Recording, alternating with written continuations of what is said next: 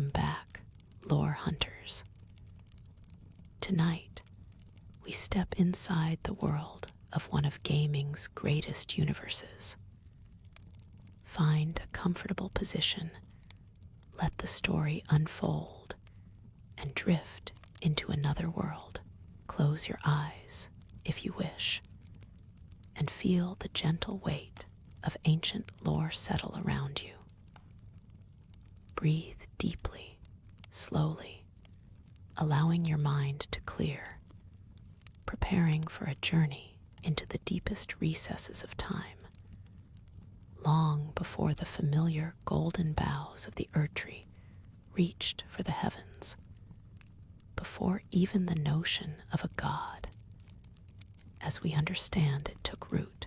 Tonight, we traverse the forgotten eons, a primordial era when the lands between were but a nascent, chaotic realm, barely formed from the swirling energies of a raw creation.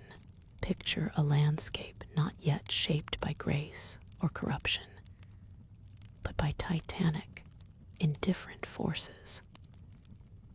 It was a time of colossal, alien entities, powers so vast and incomprehensible that their very presence reshaped the fabric of reality with a quiet, terrifying majesty. These were not the gods we know, not the demigods touched by Marika's grace, but something far older, far more terrifying in their cosmic scale. The enigmatic outer gods. Their story is not one etched in glorious monuments, for their concept of glory is beyond mortal grasp. Instead, it is whispered on the ethereal winds through cyclopean ruins of unknown purpose, felt in the lingering, primordial chill of abysses that swallow light, and glimpsed in the unsettling, non-Euclidean geometry of landscapes that defy natural law and logic. We seek to understand what happened to these incomprehensible beings, whose shadows once stretched across the molten crucible of creation, leaving imprints on a world that was still finding its form. Long, long before the Erdtree's golden reign ever truly began. Imagine, if you will, the lands between not as a fractured kingdom, but as a canvas of raw, untamed power, still simmering with the afterglow of its own tumultuous birth. Before the Erdtree, before the Golden Order, before even the time of the Crucible Knights and the primordial dragons, there were forces at play that dwarfed all subsequent conflicts in their sheer cosmic scale. The very earth itself pulsed with a molten, chaotic life. And above, or perhaps beyond, the thin veil of reality, lurked the silent, watchful presences known as the outer gods. These were not deities to be worshipped in the conventional sense, for their motivations were utterly inscrutable to mortal minds, their gaze spanning galaxies, their concerns far removed from the petty struggles of a fledgling world. Some were forces of unceasing rot and slow, inevitable decay, their very breath a silent dissolution that turned life to dust. Others manifested as consuming cosmic hunger, seeking only to devour and reshape, to absorb all that was into their vast, unending maw. There were entities of frantic, maddening order, weaving patterns too complex for any mind to grasp, and those of pure, unadulterated chaos, reveling in entropy, each in its own profound and terrifying way, left an indelible mark upon this nascent world, though their direct, physical presence may have faded with the passage of incomprehensible millennia. The echoes of their ancient dominion linger still. We can perceive the subtle scars they left on the very land, the remnants of their titanic, silent struggles, the strange energies that infuse forgotten places, and the enduring influence that shaped the destiny of the lands between for eons to come, even as other, lesser powers rose and claimed dominion under a different sky. What then of their departure from this nascent realm, if indeed they departed at all? Did they simply withdraw, their cosmic interests shifting to other burgeoning worlds across the void? Or were they somehow driven back, their immense influence curtailed by forces yet to fully reveal themselves? The lore is fragmentary, elusive, much like the entities themselves, a scattering of ancient stardust across a forgotten tapestry.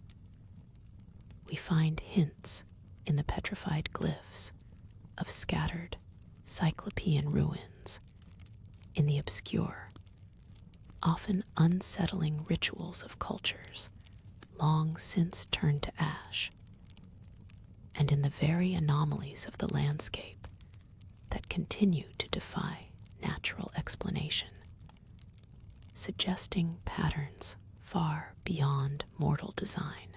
Perhaps they never truly left, but merely receded, their immense forms becoming intangible, their whispers only audible to the most attuned, the most desperate, or the most cursed. The lands between, even in its golden age under the Erdtree's grace, carried the silent, often unsettling memory of these primordial powers within its very foundations, the very ground beneath our feet, the vast, empty sky above, the crushing, forgotten subterranean depths. All were once battlegrounds, or perhaps simply playgrounds for these cosmic giants whose shadows eclipsed entire constellations. Tonight, we trace these faint, ancient trails, piecing together the fragmented story of their initial influence and their ultimate, mysterious retreat. It is a story of cosmic indifference, unimaginable power, and the quiet, terrible birth of a world under shadows far grander and more terrifying than any a tarnished might encounter in the age of the Erdtree. Let the deep quiet of this forgotten history wash over you as we delve into the primeval whispers that precede all known legends, understanding the true weight of time itself before the Erdtree's reign, when the lands between were but a canvas of raw, untamed power. The very fabric of existence began to ripple with the ancient, inscrutable influence of the outer gods beneath the nascent crust of the world, in depths that had known no sun or star.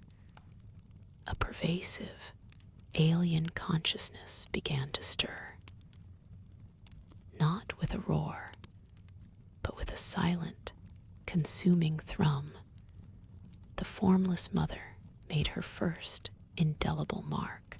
Her presence was not a physical form, but a seeping, vital corruption, a primordial ichor that bled into the deep stone.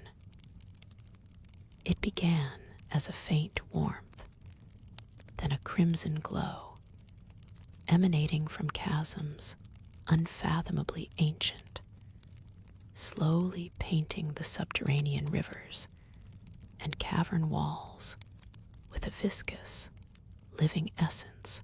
This was the birth of a power, both life-giving and destructive, a silent promise whispered in the dark, shaping the very molecules of the world around it. From this silent, crimson wellspring, the formless mother's influence began to spread, not as a rapid flood, but as a slow, inexorable tide. The very rock seemed to soften, to weep with this alien vitality, giving birth to nascent, aberrant forms of life that pulsed with a raw, chaotic energy. Strange, almost organic growths began to snake across the cavern floors, translucent and shimmering with an internal bloody light, their forms ever shifting, never quite solidifying into definite shapes.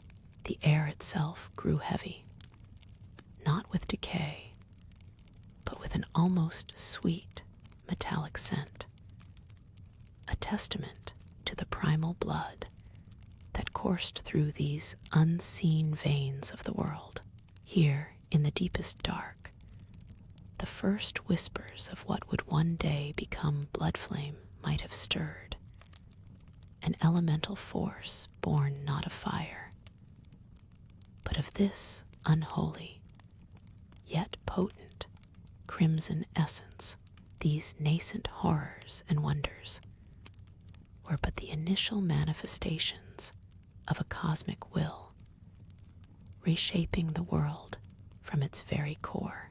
Yet, even as the crimson seeped and pulsed beneath the crust, other, equally ancient energies converged and clashed across the nascent surface of the lands between.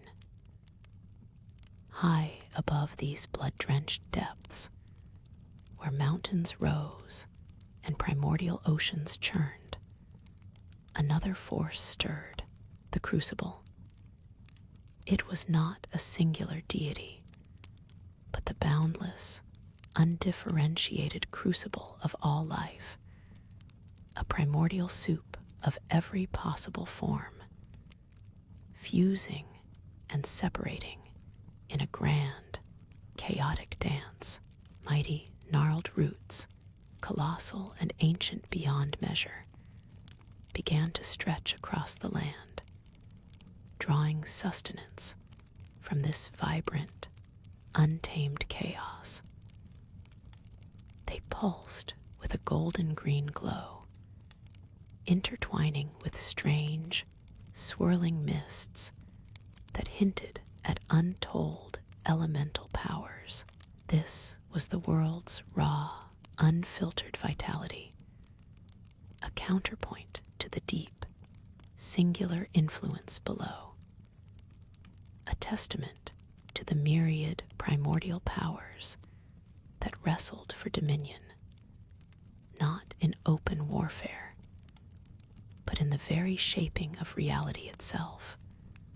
Long before any Erdtree would rise, the crimson wellspring, once a faint glow, now pulsed with a rhythmic, subterranean heart, its beat echoing through the deep stone. The pervasive ichor, no longer merely a seepage, flowed in sluggish rivers, carving new, temporary channels that shimmered with internal light. Where it collected in vast, still pools, the liquid seethed with an almost imperceptible motion, giving birth to nascent forms of life more intricate than the first simple growths. These were not yet creatures of defined shape or purpose, but shifting masses of tissue and light, their forms ever rearranging, like dreams half forgotten upon waking, tendrils translucent and veined with bloody luminescence, stretched from the cavern walls, tasting the heavy, metallic air, which now carried a deeper, more intoxicating sweetness, a testament to the sheer volume of primordial vitality permeating the very bedrock. This was the deep earth dreaming, imbued with the formless mother's silent, potent will, its surface slowly softening, becoming less stone and more flesh. From these ever-shifting pools, where the primordial soup thickened and swirled, the earliest approximations of something akin to existence began to stir with an almost primal awareness, not thought, but instinct, a fundamental drive to unfurl and absorb. Clusters of these amorphous entities would sometimes coalesce, then separate, their forms blooming like grotesque, phosphorescent flowers in the dark. The very air around them vibrated with a low, constant hum, a resonance born of the raw, untamed energy known later as the crucible. It was here, in this silent, seething realm, that the basic principles of creation and destruction mingled without distinction. Life born from violent rupture, vitality from decay.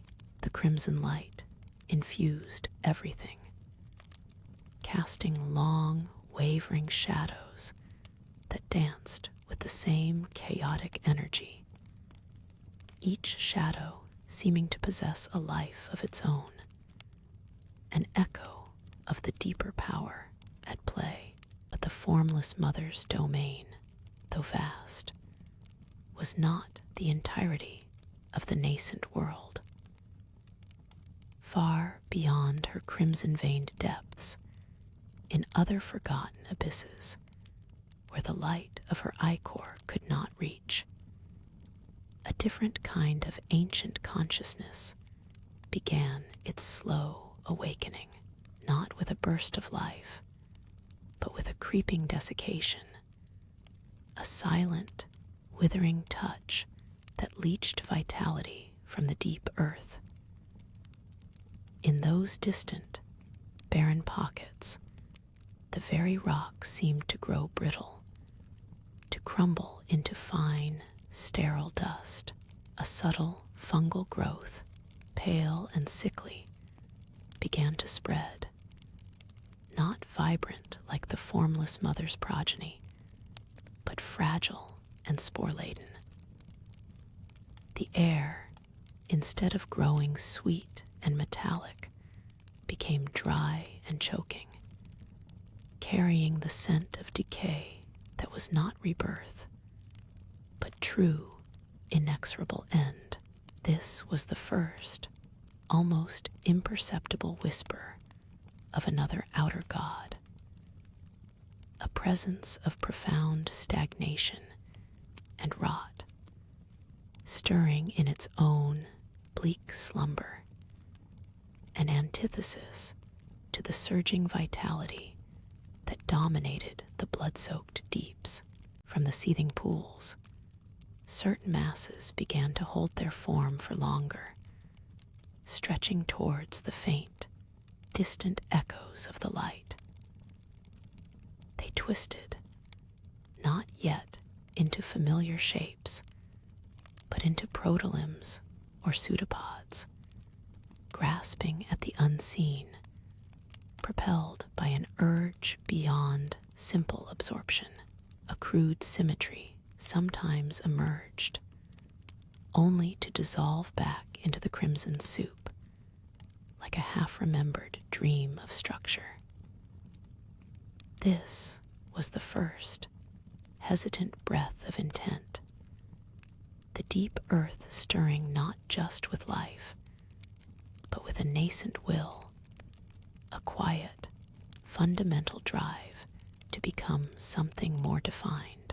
As these primordial forms began their slow, uncertain dance, subtle divergences appeared within the vibrant liquid. Some pockets of the soup shimmered with a purer, colder light, a faint violet contrasting the dominant crimson, hinting at a different kind of hunger, an unseen influence stirring far above.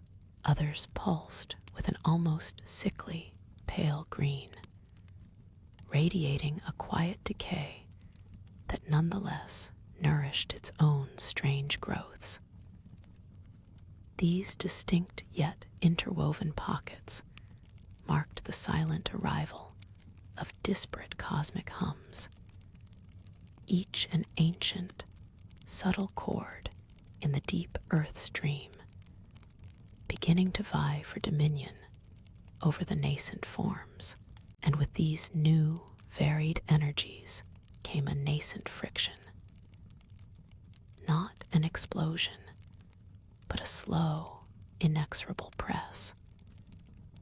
Where the violet-tinged waters met the crimson, the liquids thickened, swirling into viscous vortexes of competing vitality, neither truly conquering, but endlessly reshaping the other. The pale green decay, in turn, would slowly corrode the edges of a newly formed crimson mass, absorbing its essence into its own languid growth, then blooming into grotesque, pustulant forms. This was the crucible's earliest, most fundamental conversation, the violent embrace of creation, born from the slow, ceaseless friction of primordial powers. From the depths, where the faint violet light pulsed with a purer, colder gleam, a new yearning began to propagate. Protolimbs within its reach stretched with fragile elegance, not for sustenance, but bending towards an unseen allure, their nascent tissues refined, coalescing into forms of potential grace, as if preparing for a destiny whispered from the cosmic void. Meanwhile, within the pale green shimmer, a different transformation unfolded. The nascent forms there did not reach, but rather softened, their crude symmetry dissolving into a quiet, graceful decay. Yet from this gentle dissolution, strange, luminous growths emerged, resilient and subtly beautiful, nourished by a life-giving entropy that defied the very concept of rot, hinting at a peculiar, symbiotic fate. Above these evolving pockets, the cosmic hums intensified, no longer mere chords, but a chorus of unheard whispers. They rippled through the primordial liquid, not as direct commands, but as resonant frequencies. These ethereal waves subtly dictated new patterns of growth, shaping the entire crucible. It was as if vast, alien minds, still distant, were beginning to sketch their intentions across the canvas of nascent life. The violet-kissed forms, once merely stretching, now began a slow, deliberate ascent, their refined tissues elongating into slender, almost crystalline filaments. They pulsed with an internal luminescence, a quiet echo of the distant, guiding violet. A faint, harmonic resonance began to emanate from them, not a sound heard with ears, but felt as a gentle pressure, urging them upwards, towards a ceiling of rippling, unseen energies.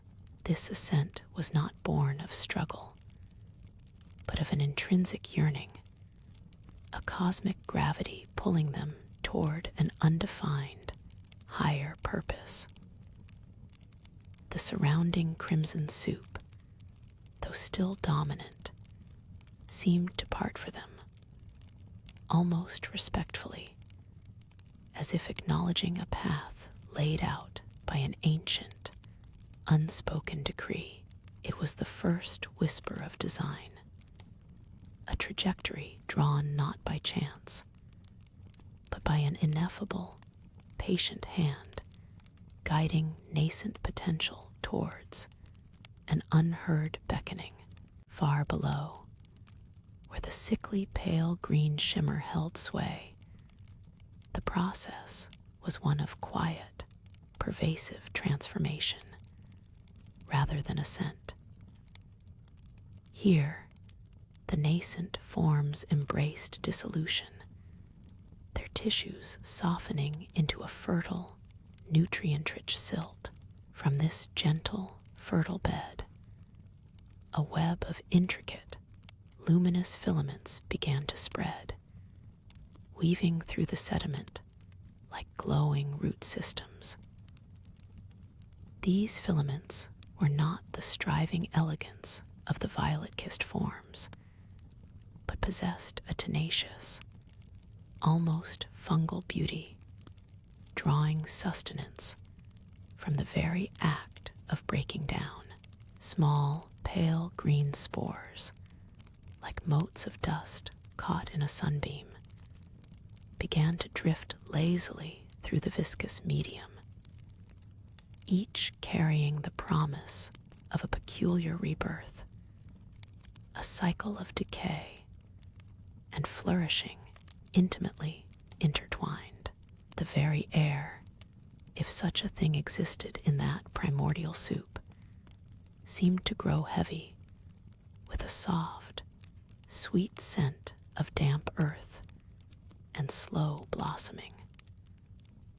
A subtle perfume of patient, life-giving entropy as the violet-hued forms climbed and the green-tinged growth spread. A third whisper began to stir in the periphery, colder than the violet, yet less languid than the green. From pockets of deeper shadow, where the crimson soup thickened into an almost solid obsidian, a faint, rhythmic tremor began to emanate.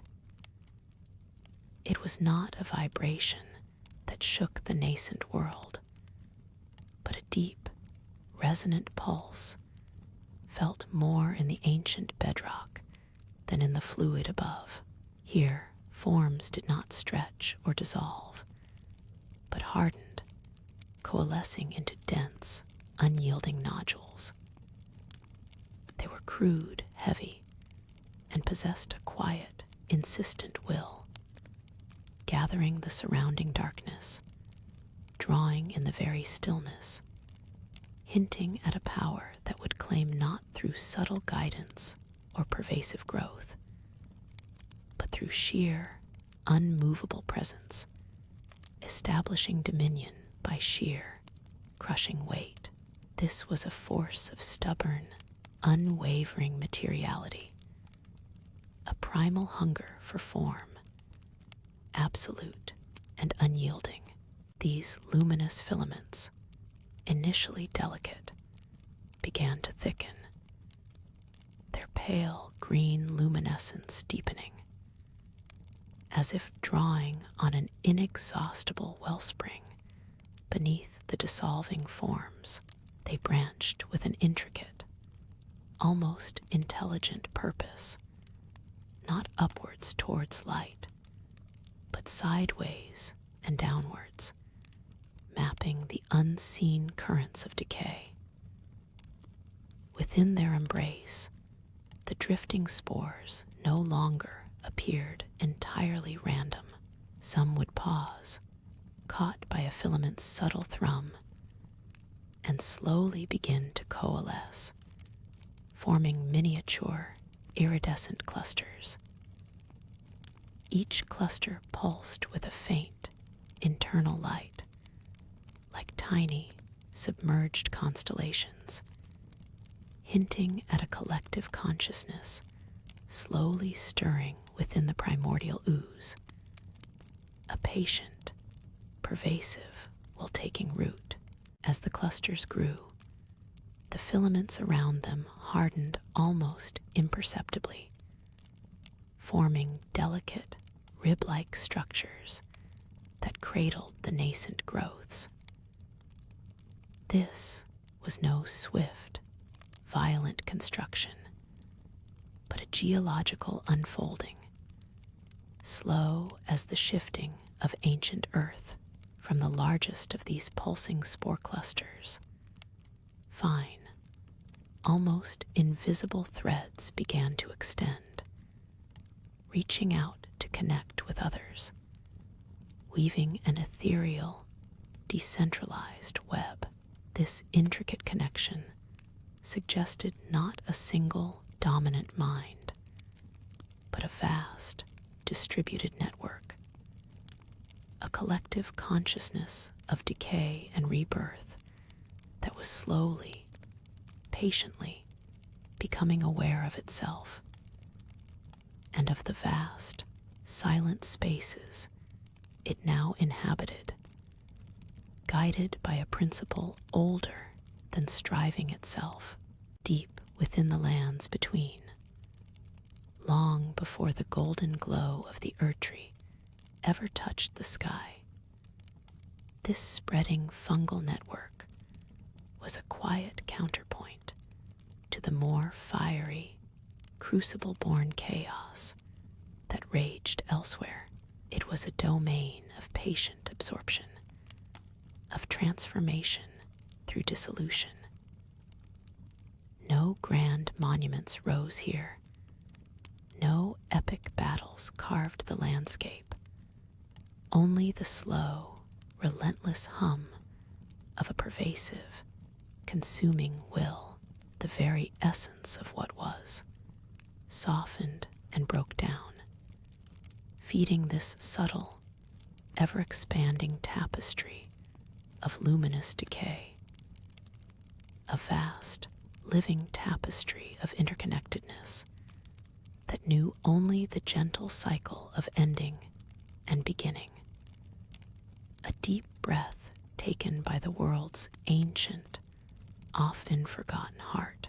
The nascent, distributed will, no longer merely passive, began to sculpt its surroundings with an ancient, patient intent. The delicate, rib-like structures, which had once cradled the pulsing spore clusters, deepened in hue and substance, hardening into massive, labyrinthine forms. These intricate constructs expanded not upwards, but horizontally, weaving themselves into a subterranean network of chambers and passages. A testament to the collective's slow, deliberate creation within this new architecture.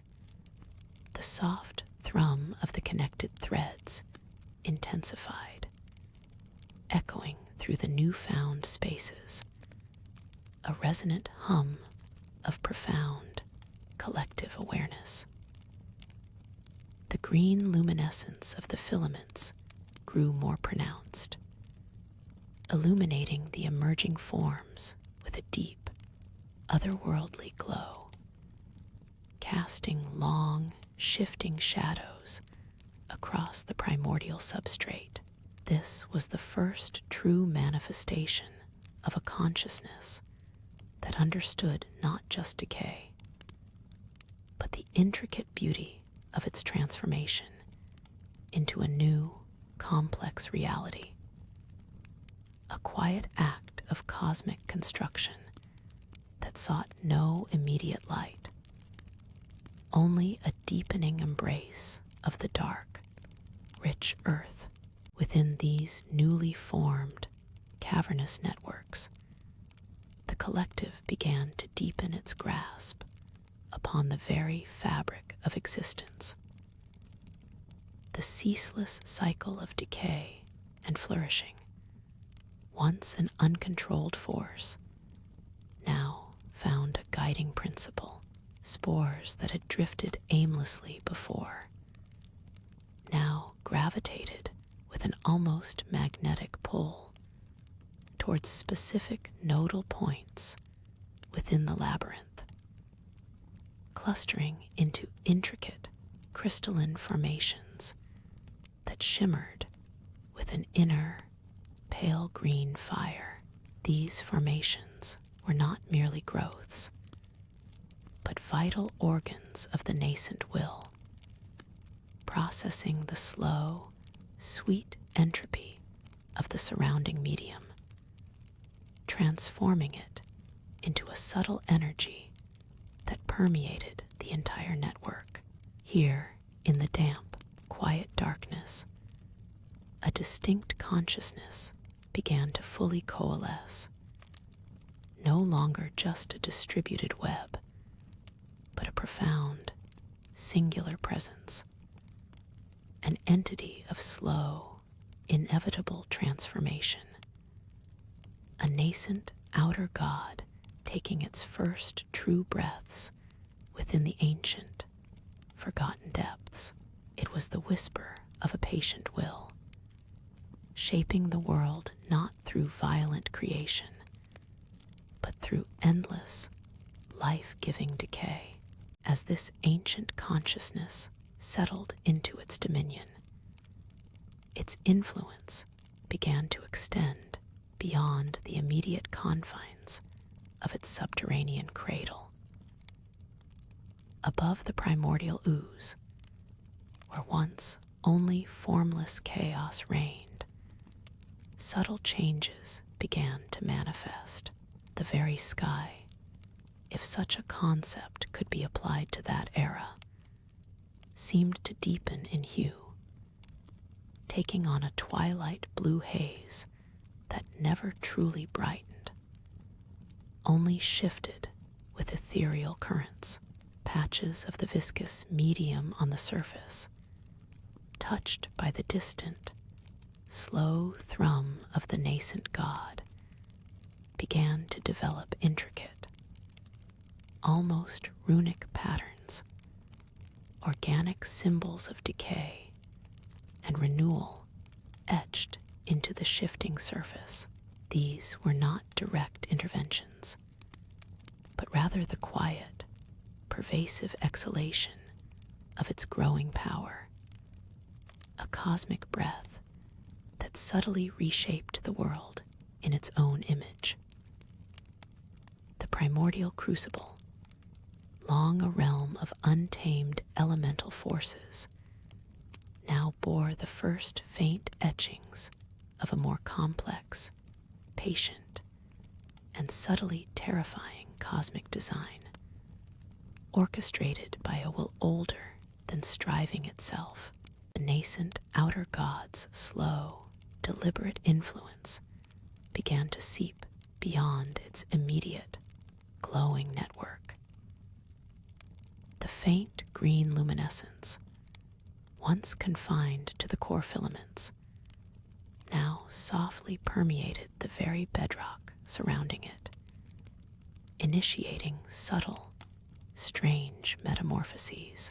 What was once inert, primordial stone started to pulse with a hidden, alien vitality, its surface intricately etched with patterns resembling ancient roots or delicate crystalline veins. This transformative touch, a gentle reclamation of the raw earth, marked the first true expansion of its quiet domain, patiently unfolding within the deep, forgotten depths of the pre-Erdtree world. As the silent, expanding entity deepened its grasp, it began to perceive the faint echoes of other, distant wills. Subtle, almost imperceptible tremors resonated through the ancient substrate, not of its own making, but whispers from beyond its nascent realm. These were the indistinct signatures of other primordial powers, stirring in their own abyssal slumbers across the vast, unformed tapestry of existence. Each was a unique facet of the cosmic pre-Golden Age, registered by the newly coalesced consciousness with a slow, contemplative hum, a recognition of difference without immediate conflict, simply an awareness of a world teeming with silent, colossal forces. Time, in this deep, primordial epoch, flowed not in measured moments, but in the slow, grinding shifts of cosmic tides.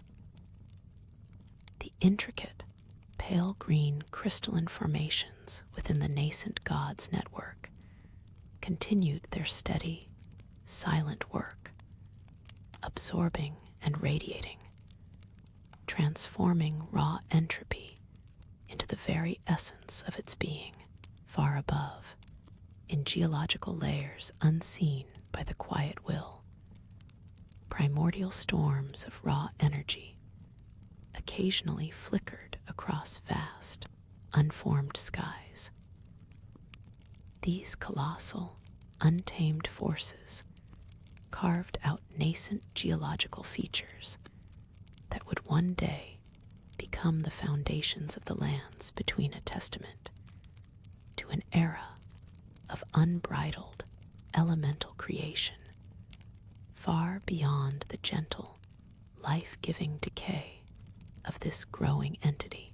As the nascent consciousness stretched its awareness, it encountered a contrasting tremor. Far beyond its realm of gentle decay, another colossal will stirred, less patient, more fervent. This was a force of raw, consuming energy, a primordial fire that pulsed deep within the very core of the world.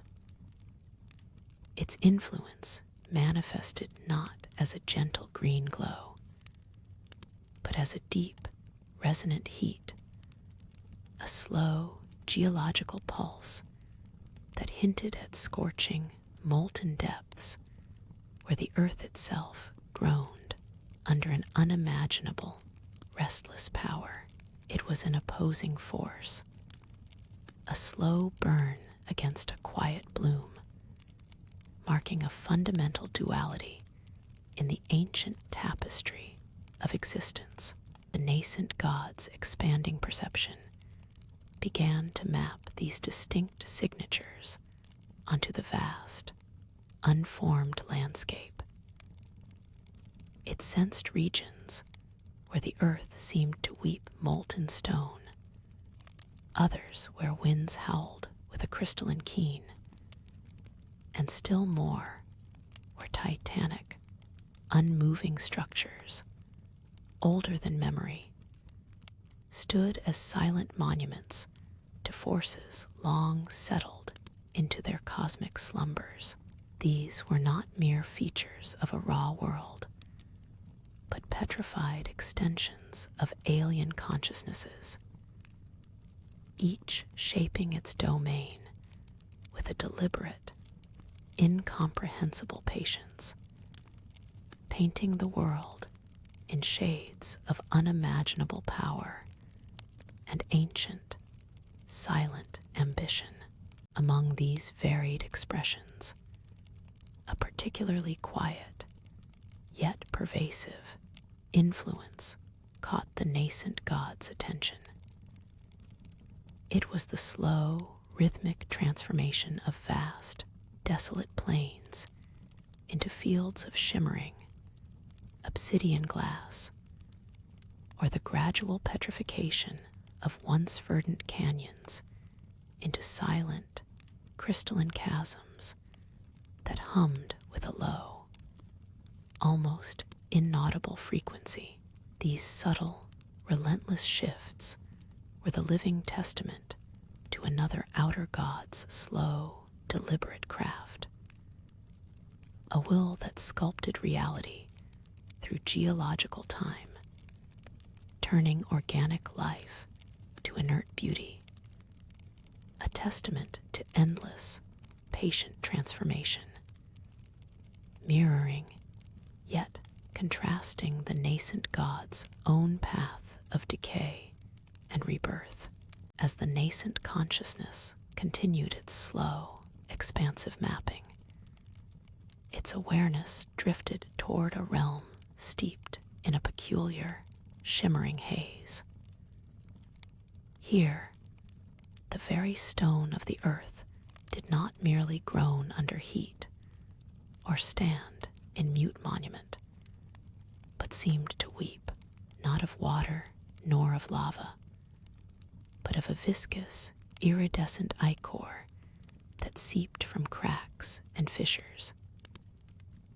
This was the silent signature of an entity, not of rock or flame, but of a deeper, more primal genesis, a boundless, formless essence that chose to manifest its will through a slow, beautiful corruption of the world. Great rivers of this crimson gold, fluid, carved, gentle valleys, staining the nascent mosses with otherworldly hues.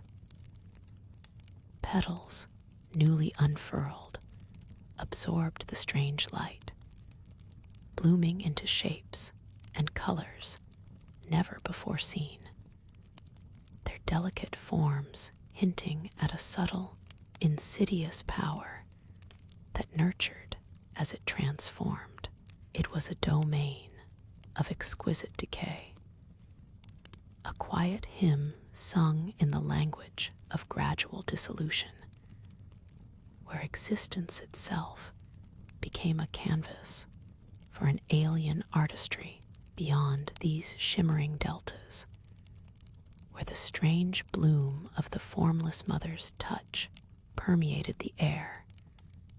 Another colossal presence asserted itself, a stark antithesis to the languid seepage.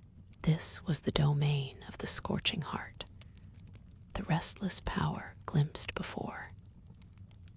Here, mountains did not merely loom, they pulsed with an internal, subterranean rhythm. Deep fissures, glowing with a soft, orange light, crisscrossed the landscape like veins of a titan, continuously exhaling plumes of superheated steam that curled into the twilight sky. The ground itself was a patchwork of obsidian and newly cooled magma, still radiating a palpable warmth that softened the very air. Strange, crystalline formations, born of extreme heat and pressure, jutted from the earth like colossal teeth, sharp and unyielding. This was a realm of constant, though slow, geological genesis, where new land was perpetually forged in the crucible of intense heat, a testament to an indomitable will that shaped the world through raw, transformative power. forever burning away the old to make way for the new. The nascent god's perception, now finely attuned, began to discern the subtle intermingling of these vast influences at the fringes of their established domains. Where the shimmering ichor met the searing earth, the landscape fractured into a mosaic of conflicting energies, patches of mutated flora, nourished by the crimson flow, withered instantly upon contact with the superheated ground, leaving behind wisps of sweet-smelling smoke. Conversely, the newly formed obsidian plains were sometimes etched with faint, almost imperceptible patterns, the residual touch of the formless mother's delicate corruption, attempting to soften the hard, igneous rock. These were not battles in the conventional sense, but rather the quiet, ceaseless friction of cosmic principles, each carving out its existence, each asserting its fundamental nature against the other. The land itself became a testament to these silent, monumental interactions, a living record of the ancient gods' unhurried, yet undeniable, assertions of power across the unformed world. The languid seepage of the formless mother's crimson gold ichor, once so vibrant and transformative, began its imperceptible withdrawal.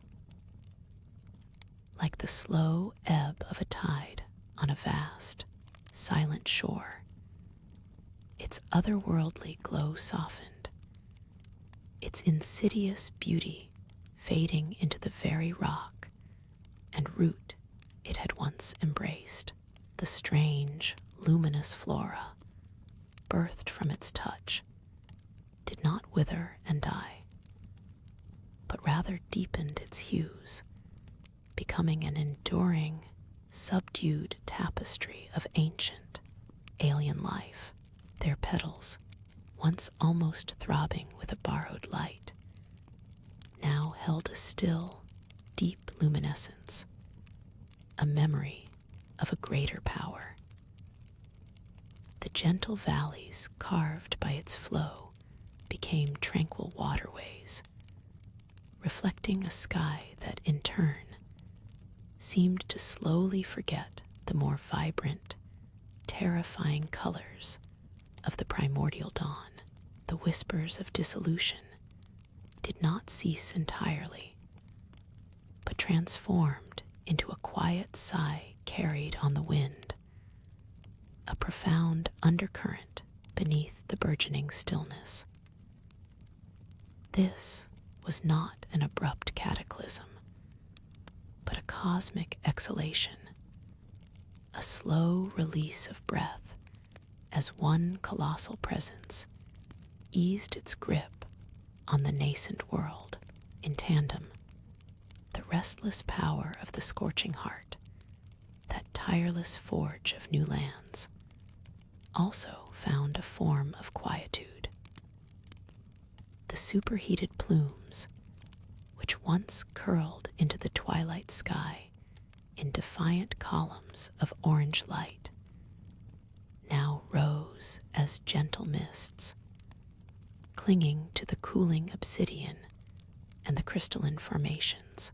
The internal rhythm of the mountains, once a palpable thrum, softened into a deep, resonant hum within the earth's crust.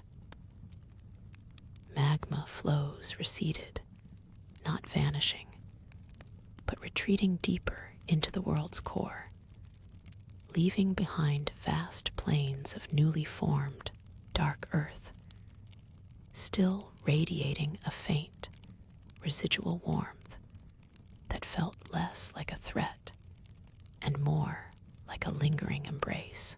The sharp, unyielding teeth of crystal jutting from the earth began to gather a fine dust, a testament to the passage of untold ages, losing their raw, aggressive edge to the slow hand of time.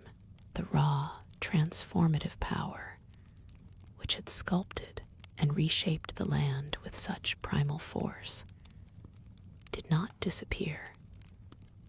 It simply settled, becoming a fundamental, passive energy woven into the very mantle of the world. The era of their direct, overwhelming manifestation was slowly, serenely drawing to a close, an epic, silent turning of a cosmic page.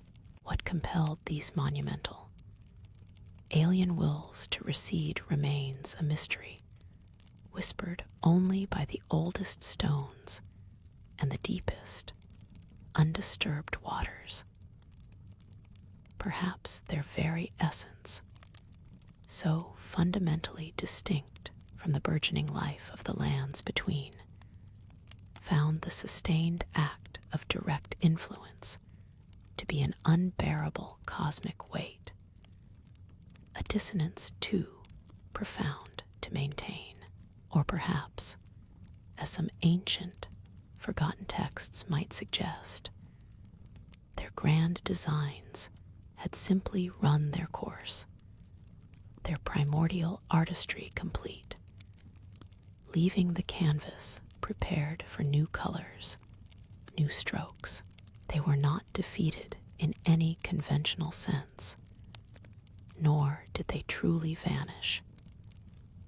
Instead, they retreated to the furthest reaches of the cosmic tapestry, becoming distant observers. Their presence felt not as a direct command, but as a subtle pressure, a deep hum beneath the surface of reality. They became the quiet architects of deep time, the unseen currents that shaped the very potential of the world, rather than its immediate, tangible form. Their champions, the creatures and forces that had once embodied their immediate will, also entered a state of hibernation or dispersal. The strange, titanic beings that once roamed the scorching plains found slumber in subterranean chambers, their forms slowly melding with the cooled earth, becoming geological wonders themselves. Their power now latent, waiting, the ethereal entities born of the formless mother's touch became spirit-like, existing on the fringes of perception, their luminous forms appearing only to those few, attuned to the deepest resonances of the world. They were guardians of forgotten truths, whispers of a time when the universe itself was still defining its contours. The world, shedding its fiery and oozing skin, began to breathe a different air, an atmosphere less charged with raw, transformative might, and more infused with the potential for structured growth and emerging complexity. This was the long, slow exhale of an epoch, a transition from the crucible of creation to the cradle of emerging history, overseen by eyes unseen, from a distance beyond reckoning. And so, the lands between, once a tumultuous canvas for the outer gods' boundless and primal expressions, began its long, quiet preparation for a new dawn. The scars of their ancient conflicts, the valleys carved by their strange flows, the mountains shaped by their fiery wills. All became integral, hallowed parts of the landscape, layers of deep memory. They settled into the world's deep foundations, a subterranean hum beneath the surface, a faint echo in the wind. The world itself, cleansed of the most overt and overwhelming alien influences, was now ready to cultivate its own unique spirit, to usher in an age where different, though still profound, energies would hold sway. The era of the Erdtree, with its golden light and structured grace, would one day bloom upon soil made rich by these forgotten primordial forces, its roots drawing sustenance from the very depths where the outer gods had left their silent, indelible mark. Though unseen, their presence would continue to ripple through the fabric of fate, a subtle destiny woven into the very core of existence. Every crack in the earth, every strange bloom, every whisper of ancient power carried within it a fragment of their epoch, a ghost of a time when gods were truly alien, and the world was an untamed, cosmic canvas. We leave this forgotten era not with a sense of ending, but of profound transformation. A cosmic breath held for millennia, waiting for the right moment to release new energies, new stories. The raw, elemental force of the primordial, once so brazenly manifest, now sleeps beneath the world, a patient, dreaming giant. Its influence, though no longer a roar, is a deep, persistent hum, an eternal melody sung by the very stones, a lullaby of cosmic sleep. The great tapestry of existence, vast and unending, quietly turns another page, and the lands between drifts into its long, golden slumber, cradling ancient secrets. The formless mother, for instance, no longer bled forth grotesque life in the searing heat of creation, but her touch, now muted and pervasive, began to shape the very potential of existing forms. Her unseen currents wove through nascent flora and fauna, inspiring subtle mutations, whispering inclinations in the dreams of emerging beings, guiding the slow, organic paths of evolution without direct command. Her presence was felt in the deepest, most tender parts of the world's burgeoning life, an invisible hand nurturing aberrant beauty and sorrowful grace, a soft hum beneath the new, calmer atmosphere.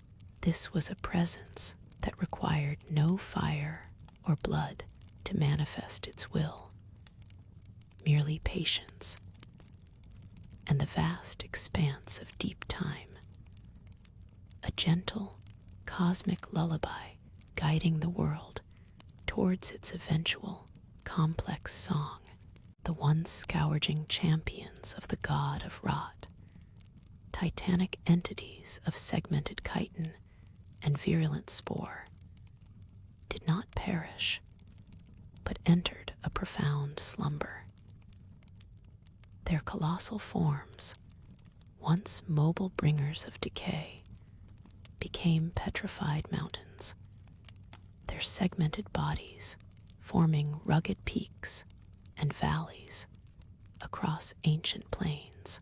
Deep within their stony carapaces, the virulent spores lay dormant, transmuted into crystalline minerals that pulsed with a faint internal glow, a testament to their former destructive might now contained.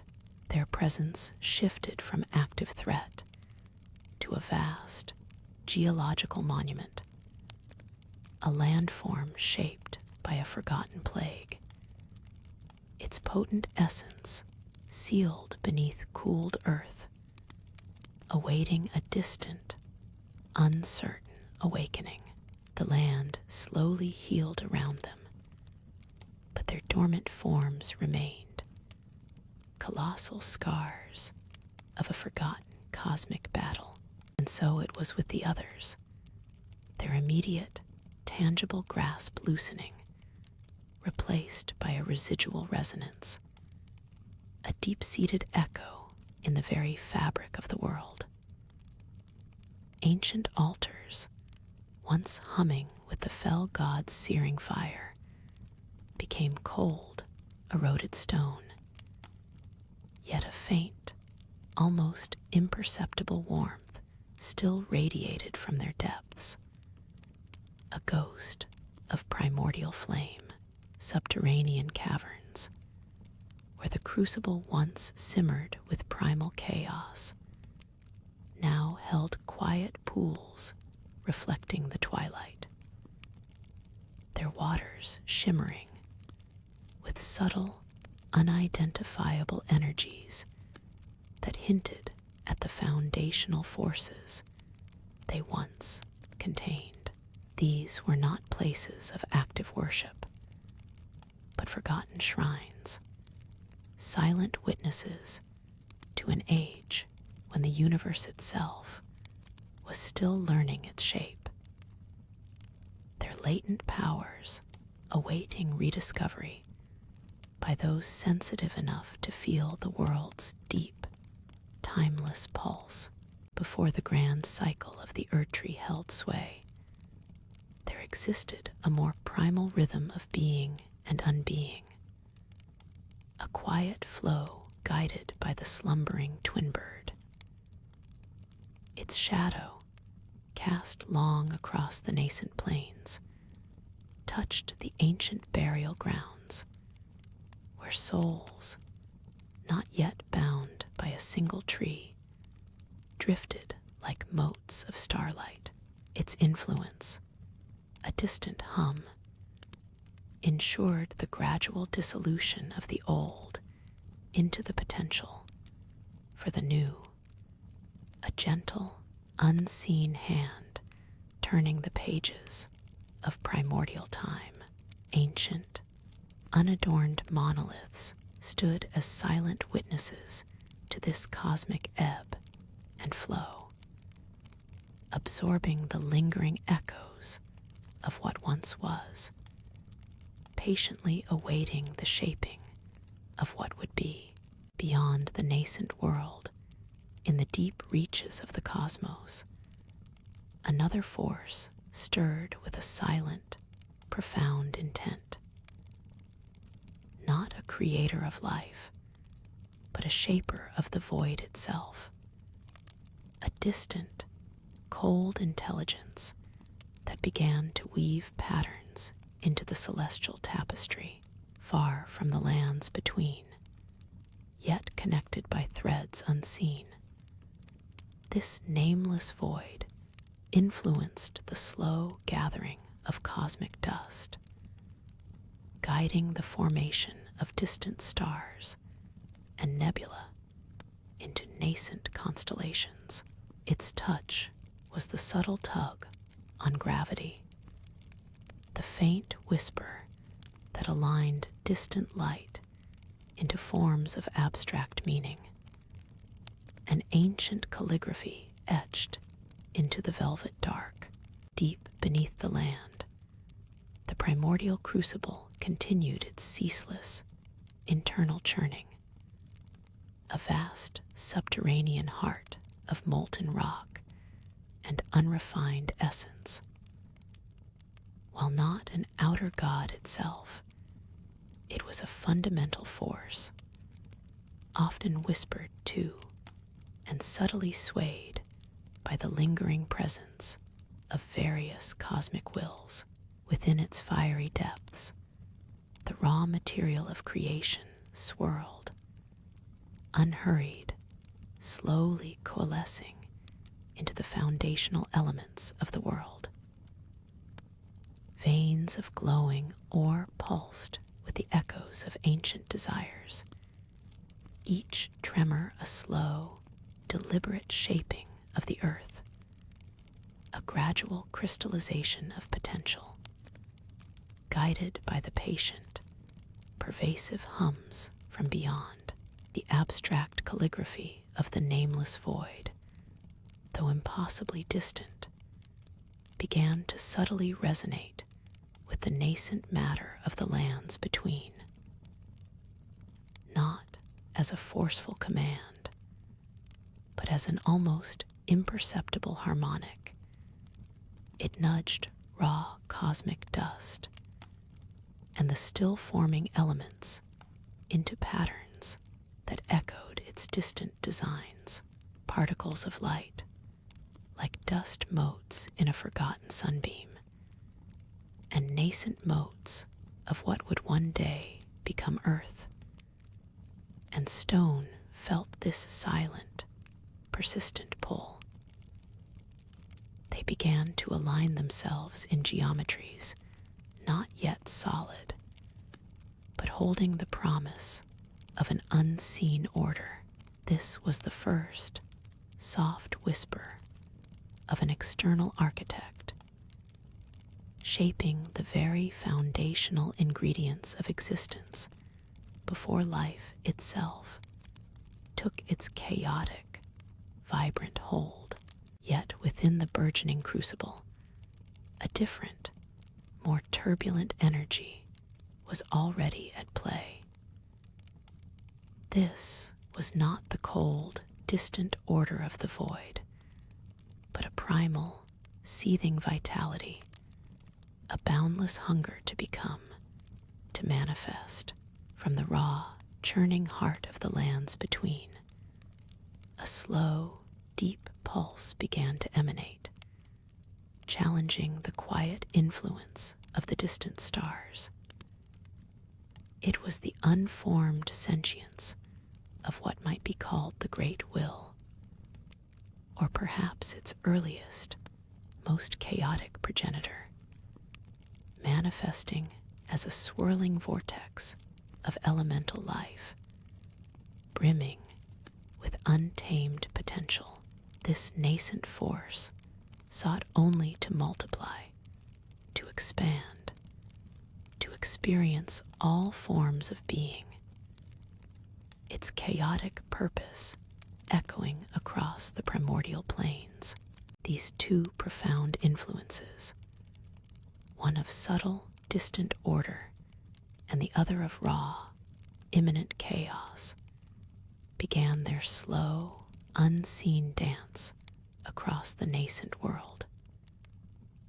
In regions touched by the nameless void, the very bedrock began to exhibit crystalline structures, stark and cold, hinting at complex, unfathomable mathematics etched into their surfaces.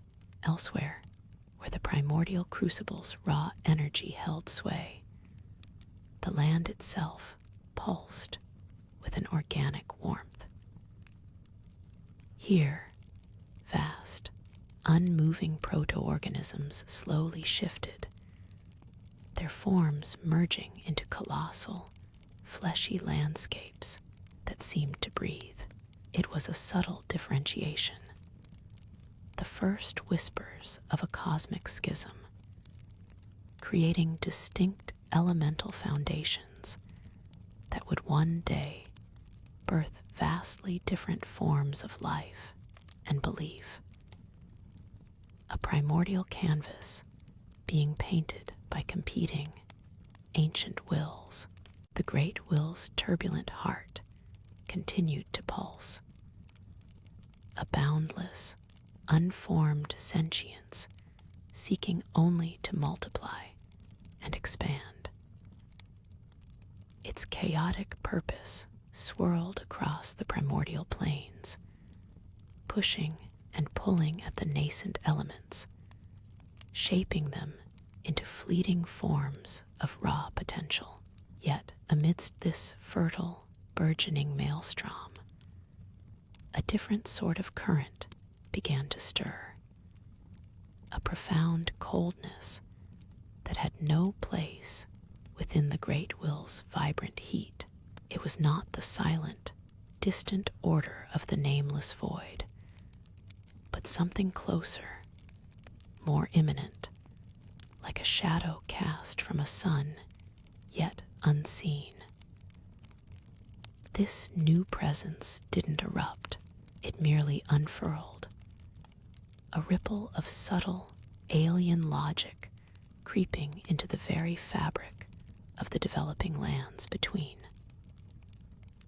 A faint, almost imperceptible tremor ran through the unformed matter, a resonant frequency that suggested the awakening of a consciousness profoundly ancient, one that had drifted through the cosmic dark for eons, finally finding a point of anchor.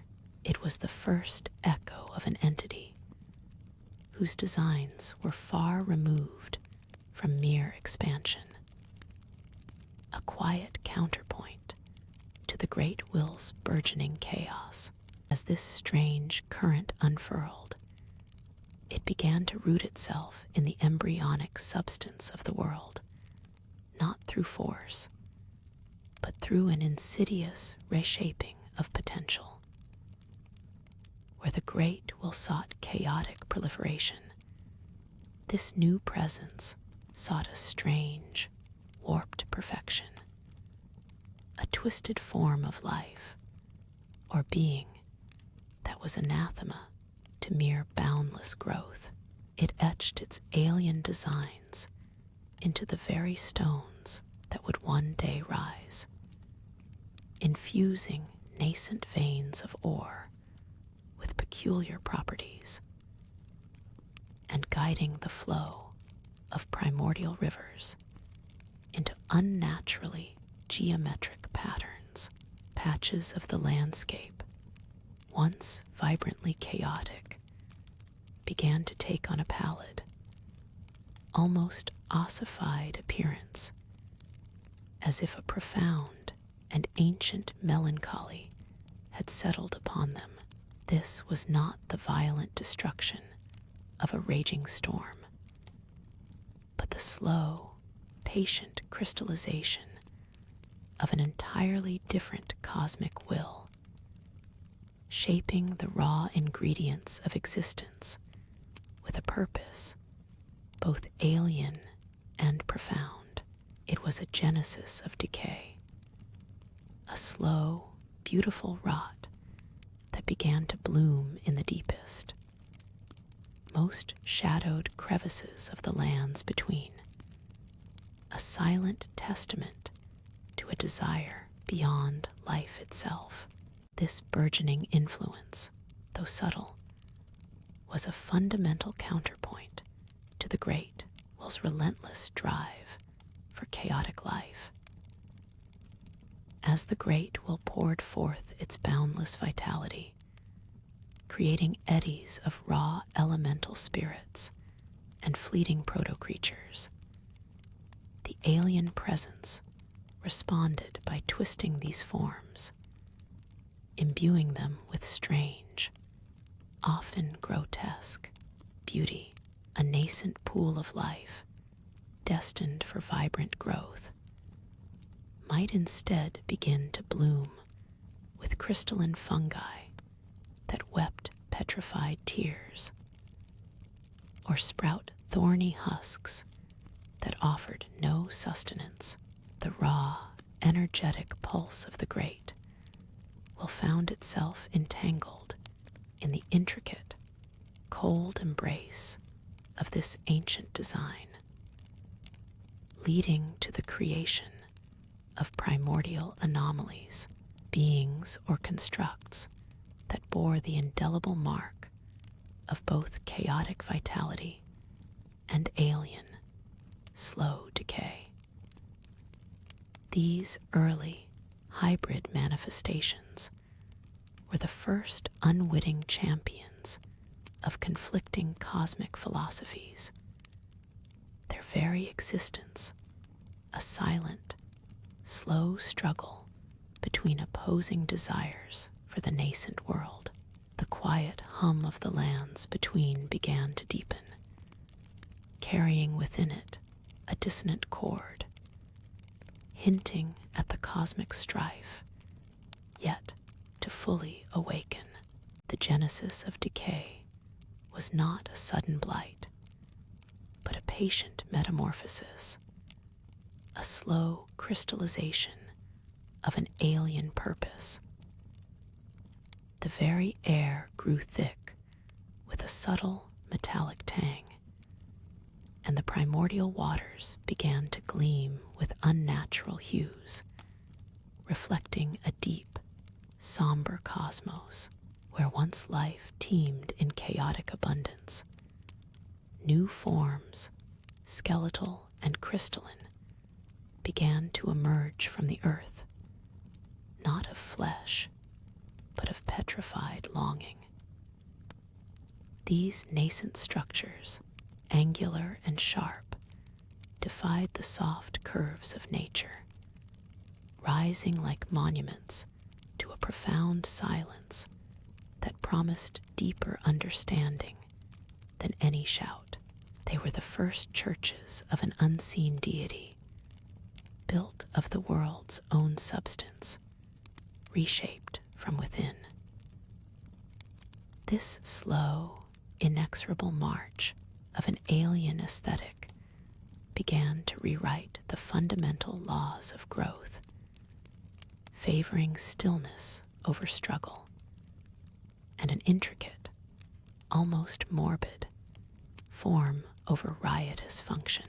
As these unnatural geometries took hold, the first truly living expressions of this cosmic reordering began to stir. These were not beasts born of the crucible's primal chaos, but entities woven from the deepest melancholies of the world, beings of shadow and resonance. They were quiet things, often unseen, moving through the newly petrified forests like whispers carried on a freezing breeze. Their forms were fluid, undefined, yet possessed of an unnerving grace, reflecting the silent dominion of their unseen architect. They did not hunt or gather in the conventional sense, but seemed to absorb the ambient sorrow, growing stronger on the echoes of forgotten joys.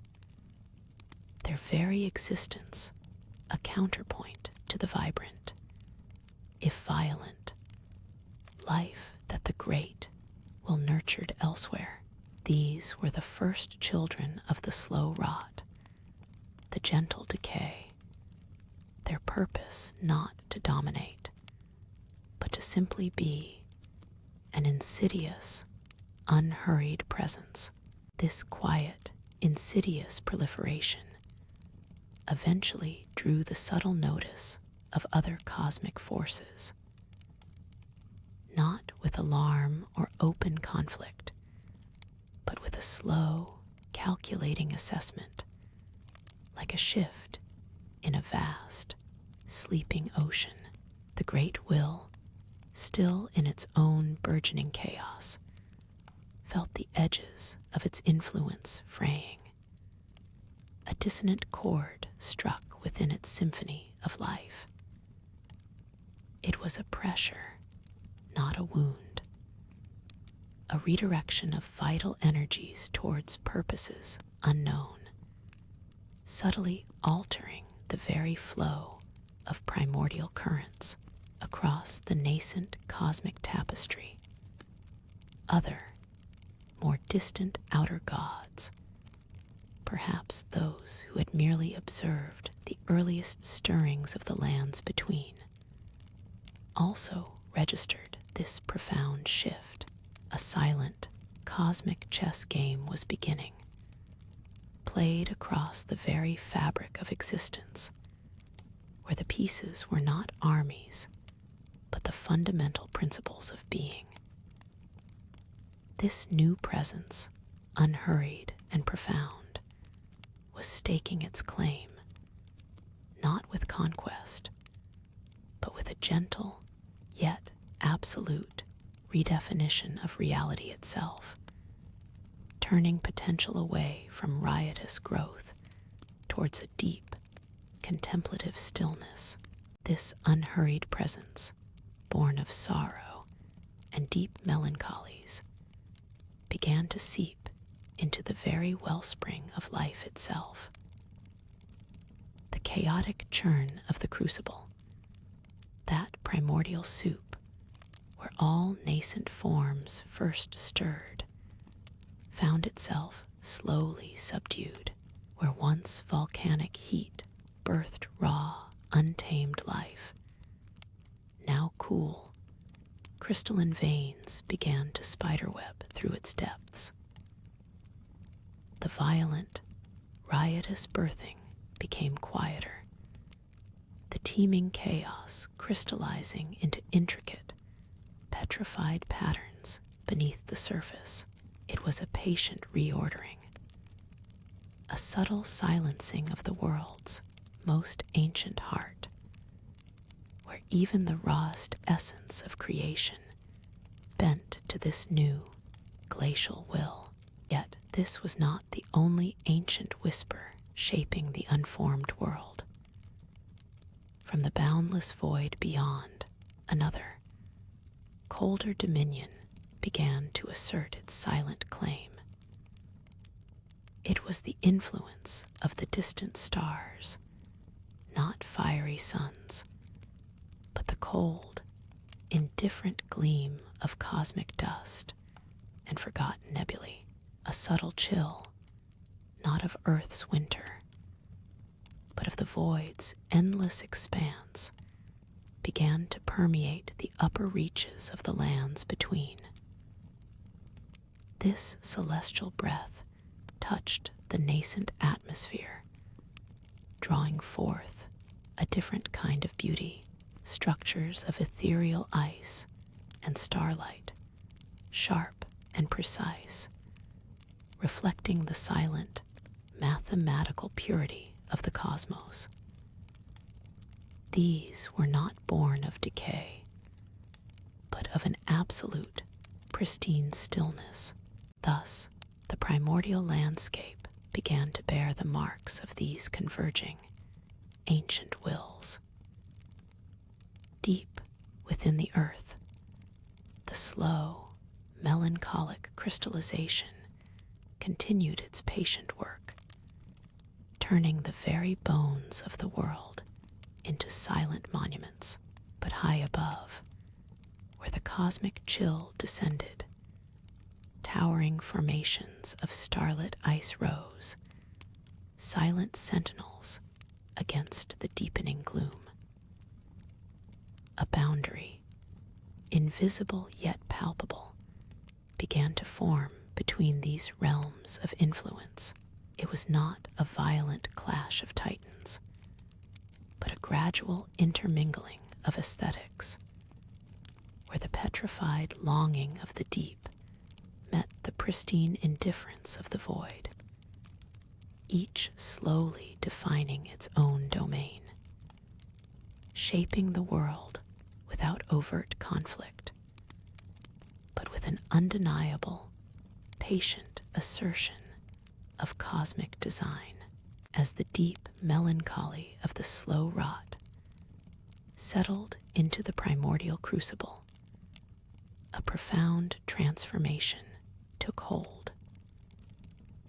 The raw, untamed essence of creation, once a churning vortex, of volcanic heat and riotous life, began to yield its fervent chaos.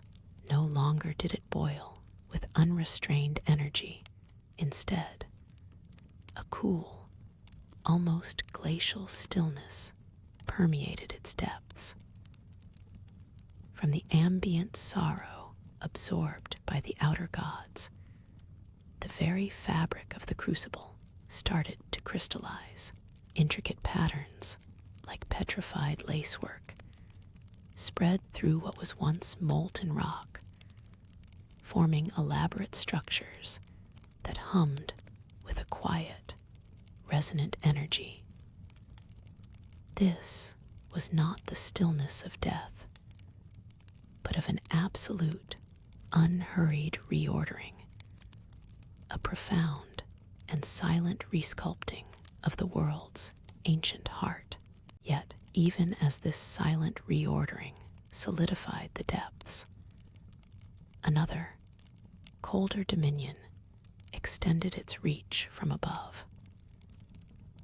The influence of the distant stars, not the life-giving warmth of fiery suns, but the cold, indifferent gleam of cosmic dust and forgotten nebulae, began to shape the upper reaches of the nascent lands between. A subtle chill, unlike any terrestrial winter, permeated the burgeoning atmosphere.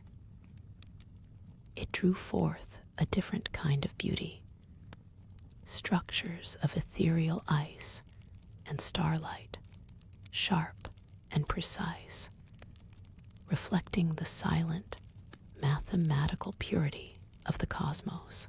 These were not born of the slow-wrought sorrow, but of an absolute, pristine stillness, a boundless void's breath given form. Towering spires of frozen light, delicate and infinitely complex, began to ascend into the twilight sky, catching the faint, shimmering glints of their celestial progenitors. They stood as silent sentinels, reflecting the detached elegance of the universe beyond, an alien grandeur juxtaposed against the earthy, sorrow-filled decay below. Between these two great, silent forces, the subterranean sorrow crystals and the celestial starlight ice, the world began to stretch and define itself. The lands between, still unformed and vast, became a canvas upon which these primordial influences etched their initial, profound marks. There was no direct conflict yet, no clash of wills, but rather a slow, patient shaping of realms. One could travel from the deep, resonant quiet of the crystallized crucible upwards, passing through transitional zones where the earth itself seemed to breathe in both influences. Here, the intricate patterns of petrified grief would subtly intertwine with the shimmering, sharp precision of celestial ice, creating landscapes of stark, almost spiritual beauty. These were the first whispers of a dichotomy that would long outlive these ancient shaping powers. A world carved by opposing, yet equally unhurried wills, each laying down foundational layers of forgotten meaning. The silence was absolute, a profound hum of cosmic and chthonic energies in slow, deliberate dance. The profound transformations wrought by both the slow rot and the cosmic chill began to converge, not in conflict, but in a silent, grand design, where the towering spires of frozen starlight descended. Their sharp, ethereal forms met the intricate, petrified lacework of the primordial crucible below. It was here, in this liminal space, that the ambient sorrow of the crystallized earth began to absorb the indifferent gleam of the cosmos, creating a unique kind of beauty that hummed with a quiet, resonant tension. The world was not at war, but in a state of exquisite, unhurried reordering. A grand, slow dance between primordial grief and celestial apathy. From this silent convergence, a new form of geological slumber took hold. The ground, now a tapestry of petrified sorrow and starlight, began to pulse with a faint, internal luminescence. This energy was not born of warmth, but of an absolute, cold potential, a profound and silent resculpting of the world's ancient heart.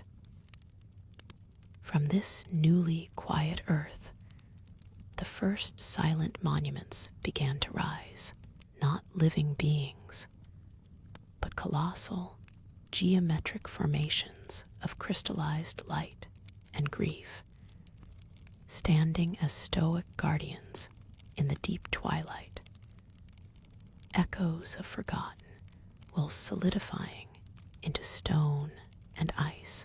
In the silent grandeur of this newly sculpted world, distinct currents of ancient power began to etch themselves into the very fabric of existence. The lingering sorrow of the deep crucible, now petrified, still resonated with the whisper of the slow rot, a mournful hum beneath the crystalline fields. Above, the detached elegance of the cosmic spires pulsed with a different, utterly alien will, a cold purity that shaped the air itself into shimmering, invisible boundaries. These were the nascent territories, not of conquest, but of silent, enduring influence, slowly braiding their distinct energies into the primordial landscape, each claiming its own quiet dominion. From the quiet luminescence of the crystallized ground, an ancient, almost imperceptible tremor begins to stir. It is not an earthquake, but a deeper, more profound vibration, a whisper from the deep heart of the world. This resonance, a low, sustained hum, seems to emanate from the very core of the geometric monuments, suggesting they are not merely inert stone, but colossal conduits for something vast and patient. This is the first faint breath of the primordial external wills, stirring within the earth they had so subtly sculpted. As the profound hum deepens, a subtle, cold energy begins to radiate from the polished facets of the colossal crystalline forms. This energy is not uniform. Some structures shimmer with a faint, deep indigo, others with a pale, frosty green, and a few with a lightless, absorbing black. These varying hues are not merely reflections, but inherent emanations, silent declarations of the disparate cosmic entities whose influence had first woven itself into the fabric of the nascent lands between. Long before any golden tree took root within the shadows cast by these immense, silent monuments. The very air itself seems to thicken, coalescing into faint, shimmering patterns, spectral sigils that drift languidly across the frigid ground. These ephemeral symbols, intricate and alien, whisper of forgotten doctrines and cosmic alignments, each design unique to a particular influence. They are the spectral fingerprints of the outer gods, not yet fully manifest, but undeniably present, their ancient truths slowly seeping into the desolate, twilight world, charting a course for future, more overt manipulations. The world remains, waiting for your return. If you enjoyed this lore deep dive, subscribe for more gaming universe stories. Leave a comment with the game world you want us to explore next. Sleep well, adventurer. From the radiant crystalline forms, the disparate energies, once mere hues, began to coalesce into distinct, ephemeral mists. Around the indigo structures, an almost liquid twilight gathered, swirling slowly, as if drawn into an unseen vortex near the frosty green monoliths. A faint, brittle rime began to trace intricate patterns upon the raw stone of the nascent world, chilling the very air without dimming its subtle glow. And from the lightless black monuments, shadows deepened unnaturally, not merely absorbing light, but seeming to drink warmth from the surrounding ground, leaving behind a profound, hushed cold that swallowed sound itself. Where the indigo mists swirled, the very bedrock began to subtly warp and deepen in color, forming gentle, cavernous depressions that echoed with a quiet, resonant hum, like vast, unseen choruses. The areas touched by the frosty green rime saw the ground rise into jagged, delicate spires of ice-like rock, shimmering with inner light, each facet catching the faint luminescence of the world. And around the lightless structures, the earth seemed to compress and solidify into dense, obsidian-like plateaus, utterly devoid of natural sheen, reflecting only the infinite, starless void from which their influence had spilled. These newly sculpted domains, each an expression of an ancient will, spread slowly across the burgeoning landscape. Yet, they did not merge, nor did they clash. Instead, they formed borders of stark contrast, the deep indigo expanse meeting the pale green spires with a silent, unseen demarcation line, where the atmospheric effects abruptly ceased. The obsidian plateaus pressed against both, creating chasms of profound silence, an uncrossable chasm of pure absence. It was a landscape of primal boundaries, patiently drawn by forces too vast for haste, each entity claiming its own portion of the world's deep potential, awaiting an awakening that was yet eons away.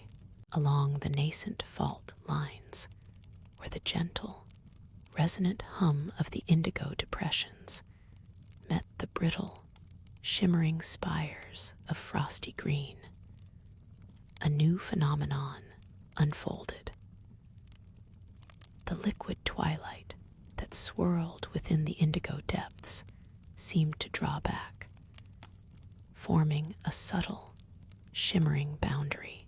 This was not a wall of force, but a cessation, an almost reverent pause in its expansion. Across this unseen demarcation, the delicate rime tracing intricate patterns on the green monoliths did not cross. Instead, the icy rock spires grew denser at their bases, their inner light pulsing with a measured, steady beat, as if asserting their own quiet dominion, a silent declaration of distinct cosmic territories, now subtly defined across the primordial land. The very air, once a uniform chill, now carried faint, contrasting echoes. The deep, throbbing warmth of unseen choruses from one side, and the sharp, invigorating crispness of ancient frost from the other, each respecting, for now, the other's silent claim. Further across the primordial canvas, where the profound, hushed cold of the obsidian plateaus stretched, the air itself grew heavy and still, absorbing not just light, but the very essence of motion. Here, the earth did not merely compact, it seemed to remember the infinite, starless void from which its influence sprang. Along the edges of these lightless plains, where they met the quieter, less vibrant reaches of the indigo-deepened bedrock, the hum became muted, almost a whisper, as if hesitant to break the pervasive silence. Shadows cast by the nascent geological features deepened to an impossible black, not merely areas of no light, but active voids that seemed to drink away existence itself. Within these deepening voids, the raw stone, devoid of sheen, began to show the faintest, most intricate patterns, not of frost or growth, but of absorbed echoes, like captured starlight reflected not on a surface, but within a fathomless depth. It was a cold, patient claim, different from the vibrant assertion of the green spires, or the resonant embrace of the indigo depths. In the deepest reaches of the indigo-veiled caverns, where the hum had settled into a profound, almost living thrum, the liquid twilight began to coalesce more fully, not into rigid forms, but into slow, shifting masses that seemed to breathe with the earth's new pulse. These amorphous beings, born of raw cosmic energy and primordial matter, moved with an inherent grace, their forms undefined, yet unmistakably vital. They were the first whispers of life in these nascent lands, a direct manifestation of the unseen choruses, existing without need for light or warmth, thriving solely on the deep resonance.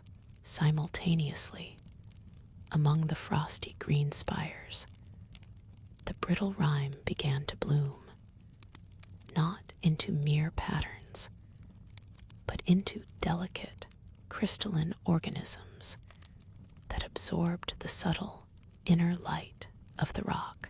These were creatures of pure cold and luminescence, their forms sharp and ethereal, existing in stark contrast to the deep-dwelling indigo life, each a testament to the disparate cosmic, whilst weaving themselves into the fabric of creation, deep within the obsidian plains, where shadows swallowed the light whole.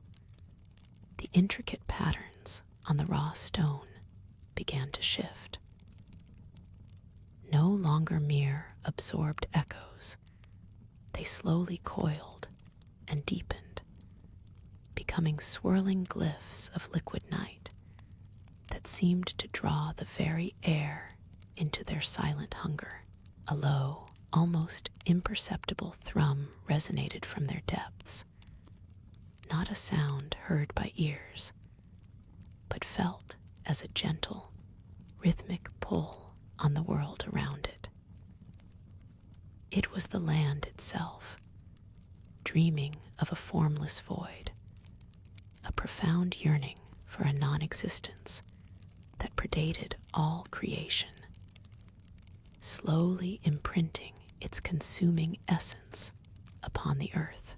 This resonance was a soft, consuming invitation, a whisper from an unimaginable expanse, patiently gathering what little light dared to fall. Elsewhere, along the towering green monoliths, the internal light intensified, not with a sudden burst, but a slow, profound swell. The delicate rhyme, which once held its boundary, now seemed to draw sustenance from the monolith's luminous heart, growing into vast, crystalline arteries that pulsed faintly with verdant energy. The unseen choruses from their side deepened, becoming a complex, harmonic vibration that permeated the very bedrock, a slow, gentle hum of creation that nurtured and shaped the nascent forms emerging around their bases. These forms were not mere rock. They were intricate, calcified growths, slowly unfurling upwards, as if in silent praise of the deep, life-giving rhythm. A patient, sprawling presence, asserting its own quiet, vital claim across the land. Between these emerging dominions, in the profound indigo depths of the bedrock, a different kind of awareness stirred. Here, where the hum had once been a whisper, it now coalesced into slow, undulating currents of a cool, deep energy, tinged with the invigorating crispness of primordial frost.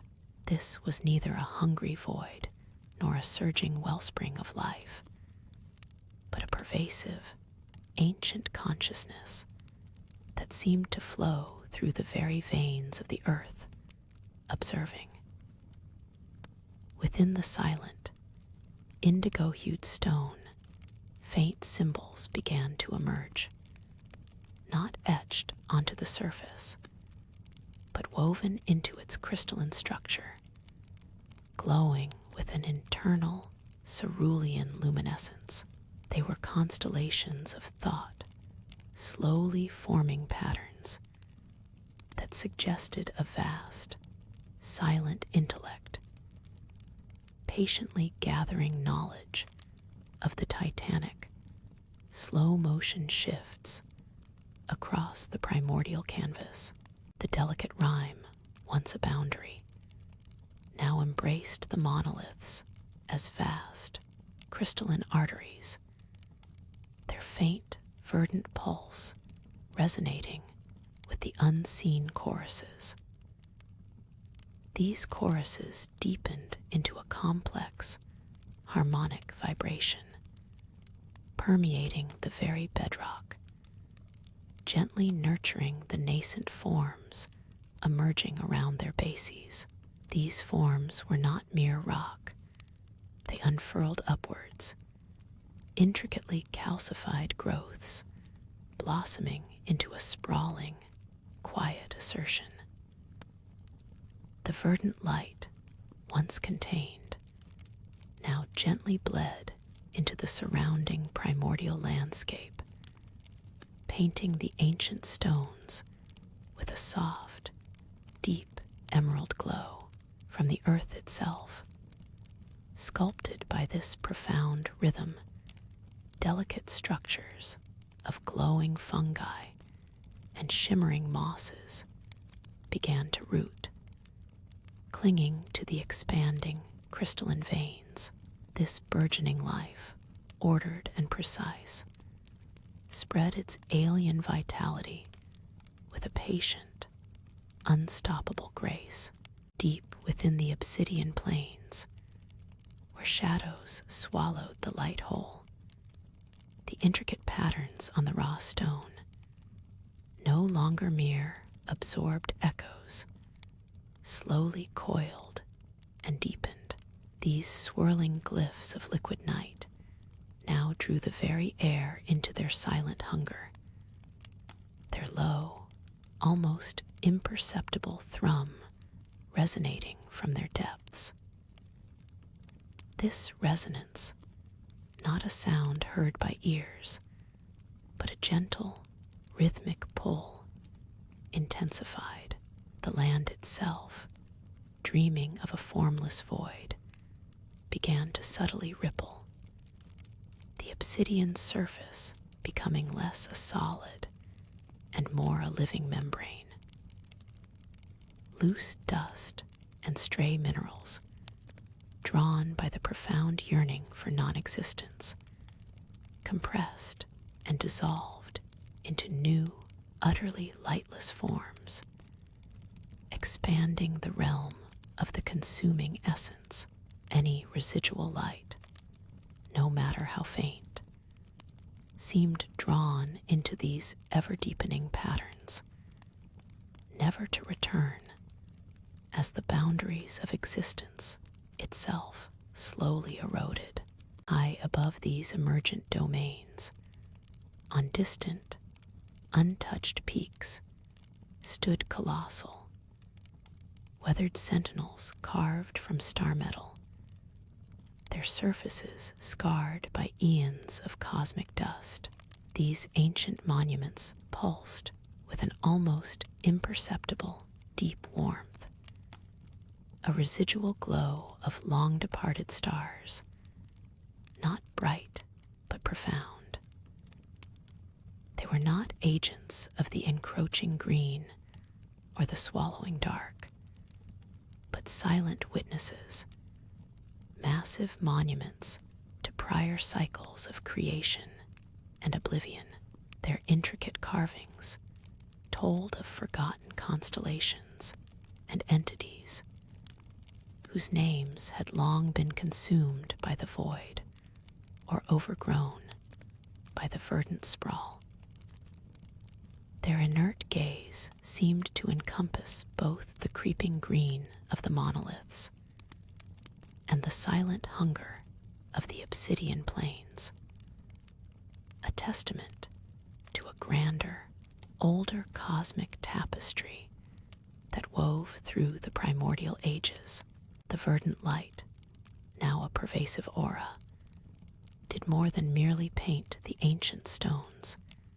It subtly reshaped them, imbued them with a new, vibrant essence.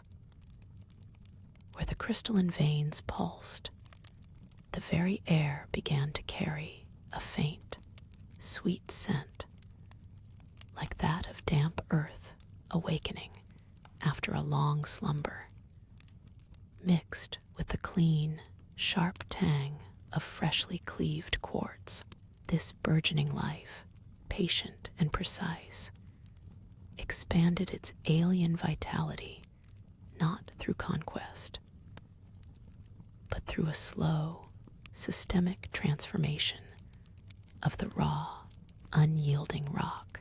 Delicate, root-like tendrils of woven light, each no wider than a thread of fine silk, extended from the colossal crystalline arteries, gently anchoring themselves into the unformed loam that carpeted the primordial landscape. These luminous tendrils, shimmering with an inner green glow, seemed to seek out specific pockets of latent energy, drawing sustenance from the deepest, most chaotic currents of the primordial crucible. Each tendril hummed with an almost imperceptible vibratory frequency, a resonant chord that spoke of a deep, guiding wisdom. Yet the realm of consuming darkness did not abate its quiet hunger. Rather, it deepened its silent embrace.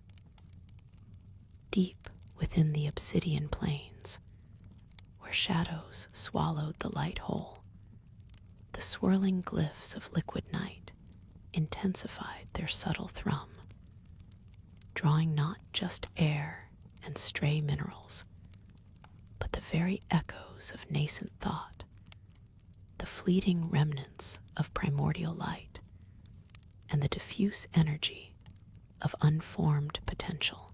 The land, once merely rippling, now seemed to breathe with a slow, deliberate contraction and expansion, as if a colossal, hidden heart of pure void beat beneath its lightless surface, pulling all existence into its rhythmic pulse. From the deepest folds of these ever-darkening patterns, a new, abyssal silence began to coalesce. This was not merely the absence of sound, but a profound, weighty stillness that swallowed all perception, all vibrations, all conscious presence, fostering a realm where the concept of being itself became a fleeting, forgotten memory. Any residual glimmer, any spark of nascent awareness, no matter how distant, seemed to falter and dim upon nearing these hungry abysses, drawn inexorably into the profound yearning for non-existence. Amidst this primordial dance of formation and dissolution, where the two vast, cosmic intents met, ancient and colossal entities, older than memory, began to stir in their long slumber, not of flesh and blood, but of woven stone and nascent light, of compacted shadow and solidified will. They were the first true guardians, the first expressions of these outer gods' presence in the nascent lands between. One such slumbering titan lay half-buried beneath a rising crystalline spire, its immense form seamlessly merging with the emerging arboreal network. Its massive, serene figure, sculpted from deep emerald stone and veined with pulsing green light, was intricately carved with symbols that mirrored the burgeoning verdant patterns, yet also hinted at a deep, internal power, dormant but immense, a cosmic generator of order.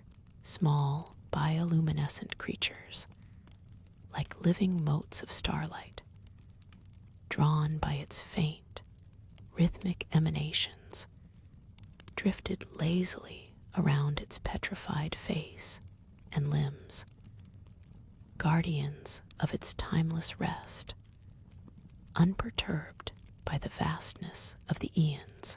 This was a presence not of direct conflict, but of enduring, patient watchfulness, a silent sentinel awaiting a signal from from the vast, unseen arboreal network now forming above. The profound stillness, once a mere absence, now seemed to ripple with a terrible intention, an active yearning to unravel all that pulsed with life or even dormant potential across the newly formed soft loam, where the luminous tendrils had begun their delicate work. The very air grew heavy, almost viscous, with this encroaching nullity. Small, nascent motes of light, barely perceptible sparks of primordial energy that had begun to coalesce in the nutrient-rich currents, now faltered. They dimmed, not with a gentle fade, but with a sudden, almost violent cessation, like a flame abruptly deprived of oxygen, dissolving into the enveloping quiet. In silent defiance, the glowing, root-like tendrils, previously content with their slow, deliberate drawing of sustenance, now pulsed with a more urgent, protective rhythm. Their inner green light intensified, flowing along their crystalline arteries like vital sap, creating a shimmering, almost impenetrable lattice just above the loam.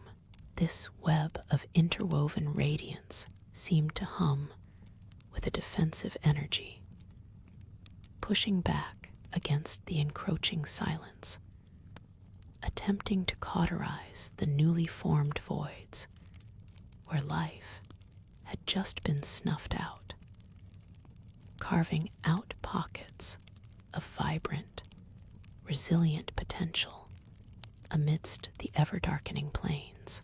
Yet the abyssal silence was not without its own deep, resonant echoes. From the very heart of the obsidian plains, where the swirling glyphs of liquid night had always thrummed with a profound, consuming hunger, a new pattern began to etch itself into the fabric of the dark. These glyphs, previously subtle and diffuse, now coalesced into a more intricate, almost arterial network, mirroring the tendrils of light, but inverted. They pulsed with a deep, purplish-black luminescence, hinting at something ancient and formless stirring within the deepest folds of non-existence. A silent, pervasive presence reaching out from beyond the veil of pure void. Despite the valiant stand of the luminous tendrils, the hungry abysses continued their slow, inexorable expansion. Where the light fractured, shadows deepened into solid, impenetrable masses that absorbed even the tendrils' most desperate emanations. These were not mere shadows cast by absence, but active null points, pockets where the very fabric of existence seemed to fray and unravel. From these newly formed voids, a subtle, cold mist began to seep, clinging to the nascent loam, slowly chilling its warmth, and subtly altering the mineral composition beneath the resilient roots. This mist carried an unseen weight, a quiet pressure that whispered of ancient, forgotten hungers. The creeping mist, now thickening, began to trace intricate, almost purposeful patterns across the darkening loam, like invisible currents guided by an unseen will.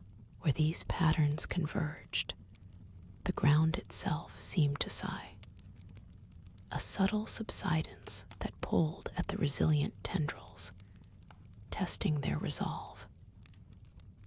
It was here, at these points of greatest concentration, that the profound silence deepened further, not merely an absence, but a pressure that spoke of ancient, cosmic entities stirring in their abyssal slumbers.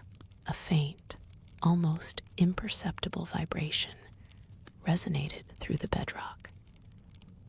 A deep, slow hum that seemed to echo from beyond the perceived boundaries of this nascent world. This resonating hum, barely audible yet profoundly felt, heralded a subtle transformation in the abyssal silence itself. It began to thicken, not with mist, but with a palpable pressure, shaping itself into invisible, vast currents that flowed across the plains. These currents seemed to seek out the radiant tendrils, not to engulf them, but to flow around them, as if charting territories. Within these defined currents, faint, shimmering symbols, alien and angular, began to momentarily coalesce in the very air, before dissolving back into the profound, humming stillness. They were fleeting glyphs of an ancient, cosmic language, spoken in the void. The deep, slow hum settled into a constant, foundational tone for the world, a bass note beneath the quiet rustle of the luminous tendrils. The cold mist, which had previously drifted like an aimless phantom, now seemed to find its purpose in this resonance. It began to thicken, not with water, but with something heavier, something with substance. Slowly, like a fine, dark snow, a shimmering black dust began to precipitate from the vapor. It settled upon the loam, a delicate layer of midnight that did not melt or dissolve. Each particle was a microscopic shard of obsidian, cool to the unformed world's touch, and it clung to the ground with a strange, magnetic quality. Where the black dust fell thickest, a quiet transformation began. The individual grains, guided by the ceaseless vibration from beyond, started to coalesce. They drew together, not through pressure or heat, but through an unseen sympathy, a shared nature. From the dark drifts, thin, sharp veins of solid black glass began to grow through the soil. They were not like roots, they were geometric, angular, branching at impossible, perfect angles, like frozen lightning captured in obsidian. These strange conduits pulsed with a faint, internal coldness, drawing the abyssal energy from the mists and channeling it deeper into the bedrock.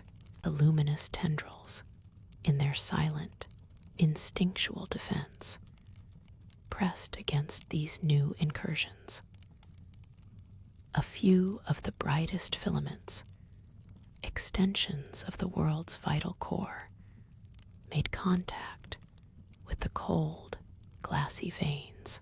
There was no sound, no spark of conflict, only a slow, chilling absorption. The pure, golden white light of the tendril faltered where it touched the black crystal. The radiance was not extinguished, but transmuted. A deep, bruised purple bled into the light, creeping stain that slowly traveled back up the filament toward its source. The angular, branching veins of black glass continued their silent propagation, extending deeper into the primordial earth. Their inherent coldness intensified, a frigid current flowing through the nascent world's core, meticulously shaping unseen pathways. Eventually, these countless crystalline conduits converged within immense, naturally hollowed chambers far beneath the surface. Chambers not carved by water or magma, but seemingly birthed by the very act of their own growth. Here, the channeled abyssal energy, drawn from the dense, shimmering black dust, began to pool and swirl. It was a slow, deliberate gathering, forming vast, unseen lakes of cosmic power that pulsed with a profound, resonant darkness. In these deepest recesses, the constant, foundational hum from beyond grew almost palpable, a resonant thrum that seemed to vibrate not just the rock, but the fabric of nascent reality itself, preparing a stage for something truly ancient. Within these colossal, lightless cisterns of primordial energy, the swirling abyssal currents began to shift, not like water, but like thought given form. Tendrils of this concentrated darkness reached out, ethereal yet heavy, coiling around unseen pillars of force. It was here that the outer gods, or rather, the faintest echoes of their cosmic presence, first began to impress themselves upon the world. Not as physical forms, for they were beyond such crude definitions, but as vast, conceptual shadows. One might perceive a profound, silent hunger, another a chilling, all-encompassing despair, and yet another, a dizzying, intricate calculus of cosmic design.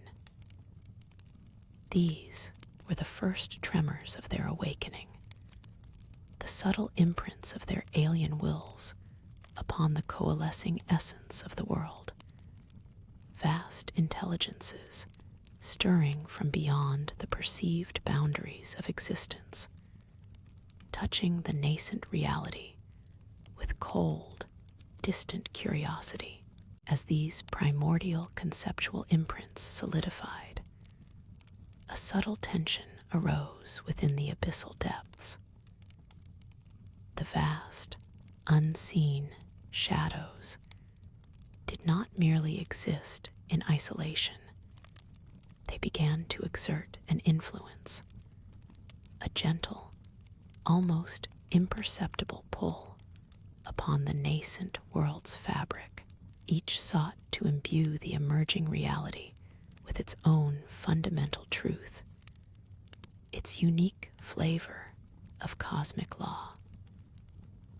There was no clash of thunder, no roaring cataclysm, but rather a slow, deliberate contest of wills, a silent shaping of destiny, where one shadow projected an eternity of silent stagnation, another pushed for constant, ravenous consumption, and a third for an intricate, alien order. These were the earliest, most primordial whispers of the cosmic conflicts that would later define the forgotten epics. Faint currents of discord rippling through the dark, liquid cosmos of the deep earth, preparing preparing the groundwork for their chosen champions and future dominion. The vast, unseen lakes of cosmic power, once merely pooling, now began to gently ripple, reflecting the silent, conceptual desires stirring above. Ethereal light, the inverse of shadows, pulsed faintly within the abyssal fluid, casting impossible, slow-moving patterns on the polished, dark crystalline walls of the chambers. These patterns were not random. They were like nascent sigils, forming and reforming with languid grace, each one a whisper of an alien while finding its first, faint canvas upon the world's deep canvas. Above these deep cosmic reservoirs, in the world's nascent crucible, where life was but a nascent, bubbling dream, the echoes of these conceptual sigils began to resonate. Primordial organisms, simple and unseeing, floating in warm, nutrient-rich waters, felt a distant pull.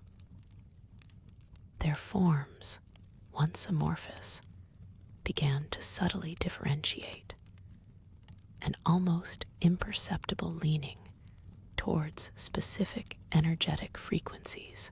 Some became slightly more robust, others more intricate, mirroring the complex desires etched into the abyssal depths below, unknowingly becoming the first tiny vessels of an ancient, alien design.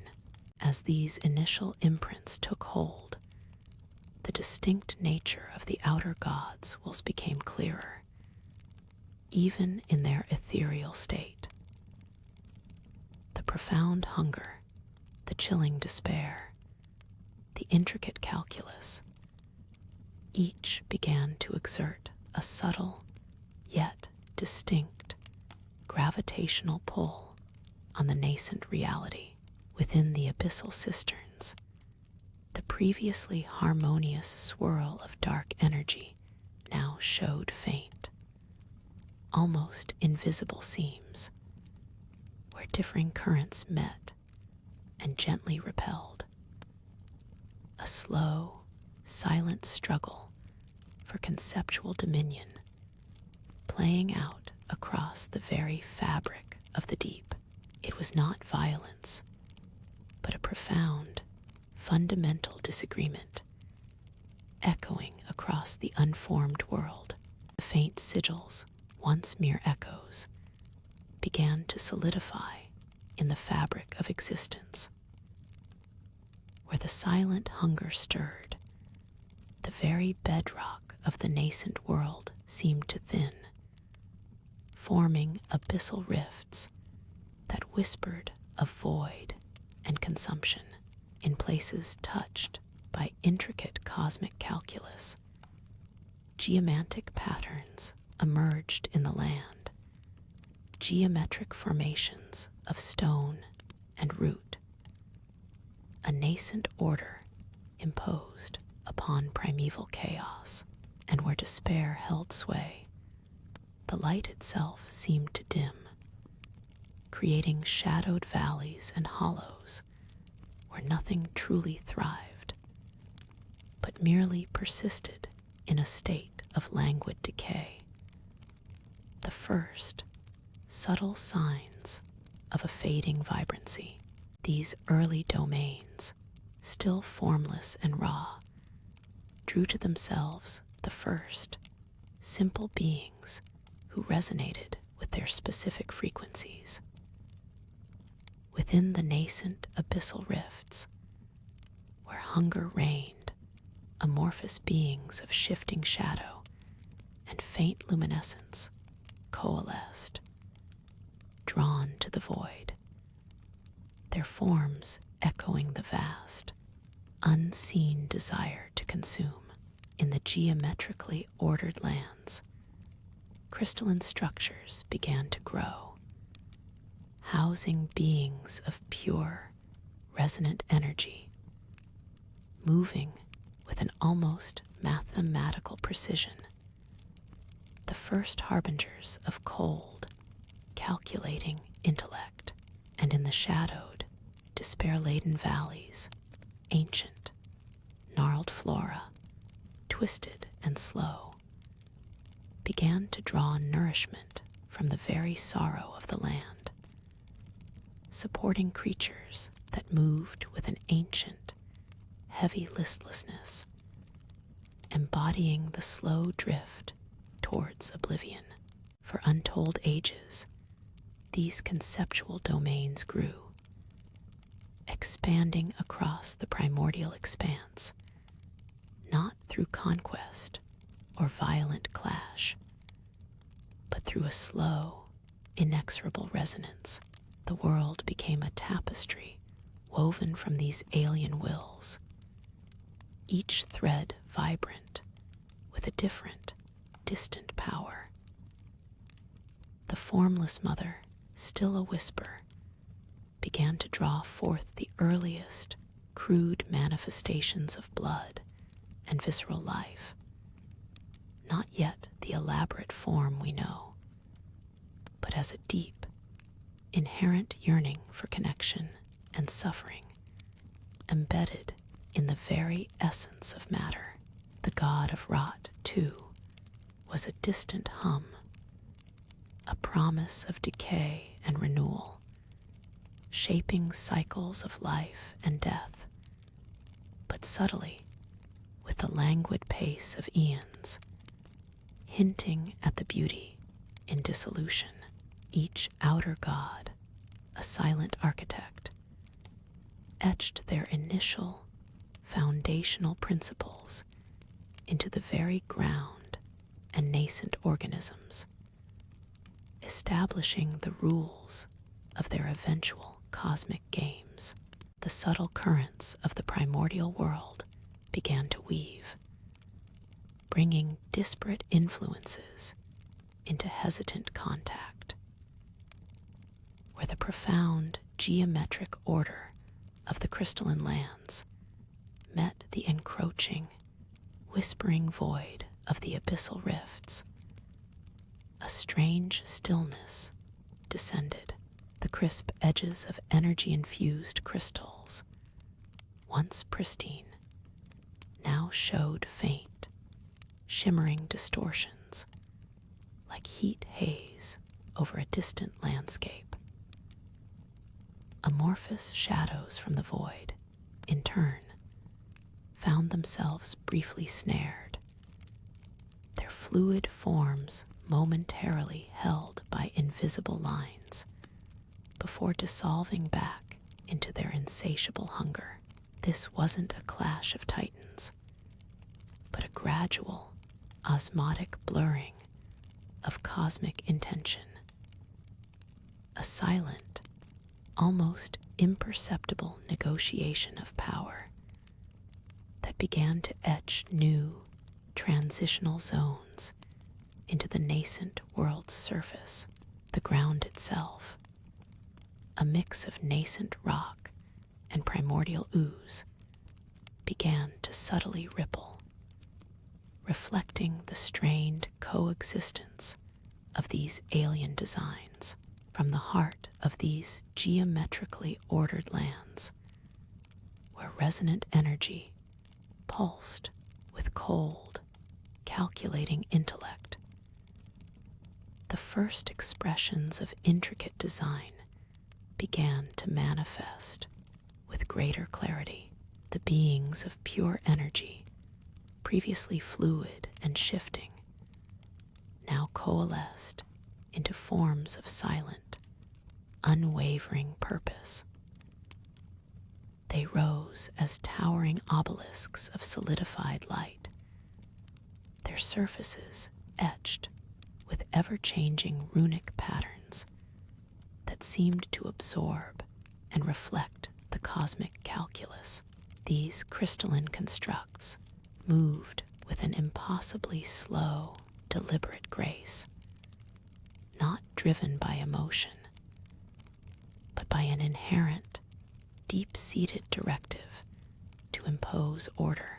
They were the silent architects of the nascent world, extending the will of their unseen patron through the sheer, inexorable logic of their existence, slowly reshaping primeval chaos into a stark, rigid beauty. Their presence brought a chill to the air, an atmosphere of absolute, unemotional command. Meanwhile, in the valleys steeped in languid decay and despair, the ancient, gnarled flora responded to the deepening sorrow with a morbid surge of growth. It was not life-affirming, but rather a profound embrace of stillness and decline. Vast, drooping canopies of petrified wood and sorrowful vines began to arch over the land, forming cavernous undergrowth where no sunlight dared to fully penetrate. These immense, twisted arbors seemed to draw not just nourishment, but purpose from the land's despondency, becoming living monuments to entropy. Beneath this oppressive canopy, the listless creatures, once merely drifting, now moved with a collective, heavy listlessness, not wandering aimlessly, but slowly, inexorably, spreading the pervasive calm of oblivion. Their presence was a soft, dull hum, a pervasive echo of a world slowly consenting to its own quiet end, a spreading pool of ancient, heavy silence, the towering obelisks of solidified light, extensions of that cold, calculating intellect, continued their impossibly slow march across the nascent world. Their presence did not merely reshape the primordial rock, it began to draw energy from the very fabric of the void itself, not to consume it entirely, but to meticulously incorporate its essence. This absorption led to new, unsettling symmetries within the swirling chaos, a geometric structure beginning to assert itself even within the inherently formless. Yet this assimilation was not without its subtle consequences. The void, though conceptually empty and without a voice, began to whisper back, not with words or a roar, but with a deep, resonant hum that subtly vibrated through the newly formed crystalline structures. This quiet resonance caused faint, almost imperceptible flaws to spiderweb across their otherwise pristine, polished surfaces. As the crystalline order spread its influence, its cold, rational designs began to impose a kind of static purity upon the once chaotic primordial soup that stewed beneath. But within this imposed stillness, something else, entirely different, began to stir with an unsettling purpose. From the deepest, abyssal wounds, where the void had been most profoundly disturbed by the geometric incursions, a different kind of life began to fester. It was not a life born of pure energy or radiant light, nor of the utter emptiness of the void, but a creeping corruption, a slow, patient decay that spread like a sickly sweet perfume on the air. This was the earliest breath of what would one day be recognized as the outer god of rot, a nascent plague that sought to break down the rigid order into a ceaseless cycle of putrefaction and agonizing rebirth. Faint, glowing spores, almost invisible to the naked eye, began to drift from the deepest rifts, carried on unseen currents, settling upon the pristine crystalline surfaces and leaving behind almost imperceptible blemishes. As the rot seeped and the void continued its resonant whispers, a third, even more ancient presence began its slow, deliberate stirring, a force older than either the crystalline intellect or the nascent decay, one intrinsically tied to the very cycles of the cosmos itself. This was the primordial form of the greater will's influence, not yet manifest as the golden order known in later ages, but as a subtle, overarching directive woven into the very fabric of the emerging stars and the primordial crucible below. It expressed itself not through physical structures or biological corruption, but through a gentle yet inexorable pull, a celestial alignment that sought to guide the tumultuous energies of the nascent world towards a grand, predetermined design.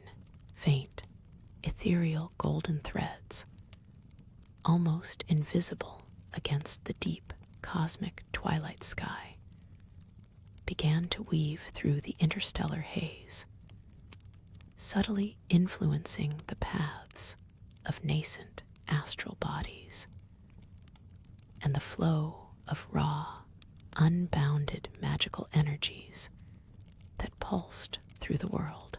These shimmering threads did not directly oppose the rigid crystalline order or the spreading, sickly rot.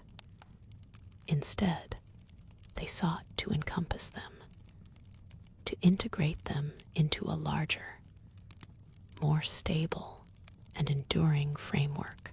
This cosmic intention subtly shifted the ambient light, introducing a faint, warm glow that occasionally pierced through the oppressive chill of the crystalline lands and the iridescent shimmer of the rot-infected pools.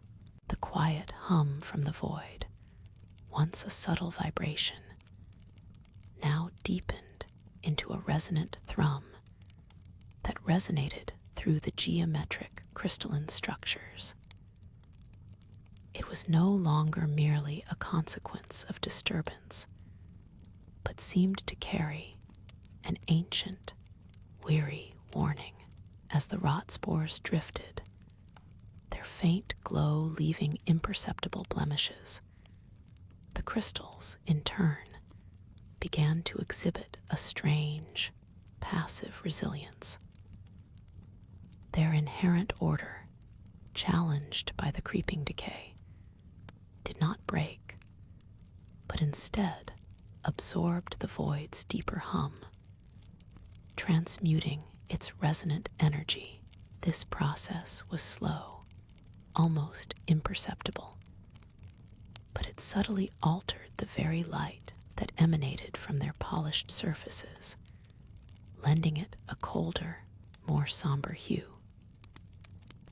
The spiderweb cracks, once a sign of weakness, now seemed to pulse with a faint, contained energy, as if holding back an even greater fragmentation, or perhaps preparing for a silent, internal reordering in the face of the encroaching entropy.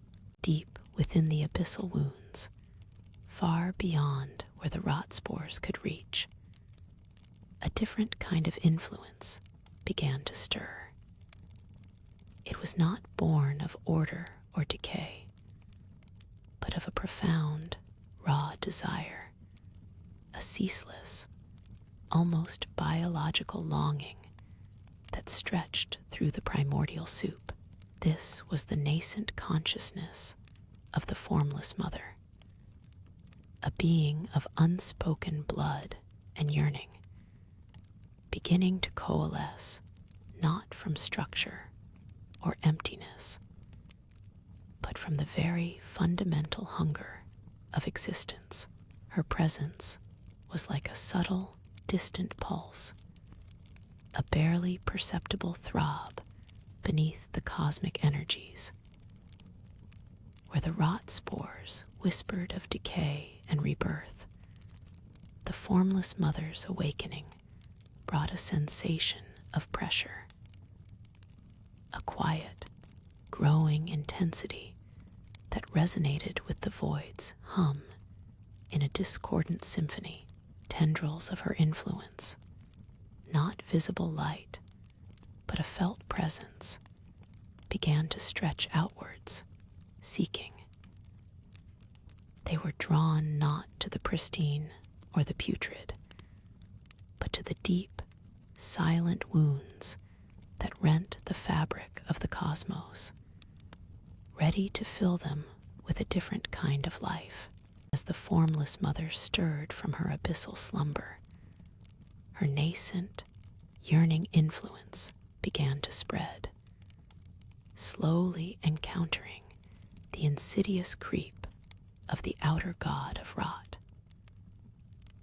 These were not direct clashes of thunder and flame, but a silent, cosmic tug-of-war, an unseen battle of principles, the sickly sweet perfume of rot, once permeating only the disturbed void near the crystals, now met the subtle, coppery tang of the formless mother's desire in the unseen currents where the spores sought to break down and decompose.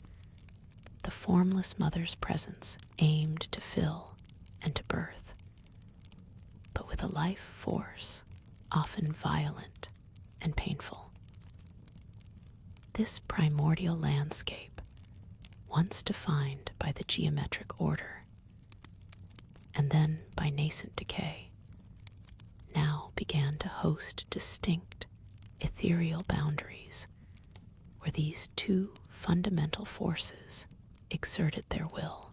One sought transformation through putrefaction, the other through intense, often bloody, generation. The cosmic silence of the pre-Erdtree era was beginning to be punctuated by the quiet, resonating energies of these ancient, often conflicting, outer gods, each carving out their own spheres of influence from the raw stuff of creation. The formless mother's nascent tendrils, threads of raw desire and unspoken longing, did not merely seek emptiness. They intertwined with the pre-existing tapestry of cosmic energies, brushing against the chilled luminescence that now pulsed from the void-absorbed crystals where the rot spores had brought a slow, creeping decay. The formless mother introduced a profound, consuming hunger. Her subtle influence resonated with the deepest frequencies of the primordial soup, not destroying the delicate balance, but subtly retuning it, pulling at the threads of being with an insistent, almost gravitational pull. This quiet interaction birthed no sudden cataclysm, but rather a profound, almost imperceptible shift in the cosmic currents. A new, resonating chord struck deep within the abyss, a prelude to the intricate, often violent, symphonies that would later define the lands between. The very air, if such a concept existed in this formless expanse, seemed to thicken with a new, potent possibility, infused with the subtle promise of blood and fervent devotion, still dormant, yet undeniably present beyond the immediate reach of these intermingling forces, in spaces yet untouched by decay or yearning. Other primordial stirrings occurred. The very soil of what would one day become the lands between was a cauldron of nascent life, a seething, chaotic crucible. Here, the raw, fundamental elements swirled, unguided by any singular, dominant will. Yet, even in this tempest of creation, faint echoes of order began to coalesce, not from a single, powerful command, but from the cumulative, unspoken longing for structure inherent in the very fabric of existence. These were the earliest whispers of what might be termed the Great Will, an amorphous, distant presence that sought harmony and balance amidst the primordial chaos. It was not a physical being, but a guiding principle, a faint light against the encroaching shadow, silently gathering strength. Its influence, a subtle, almost imperceptible hum that resonated deep within the burgeoning, formless life.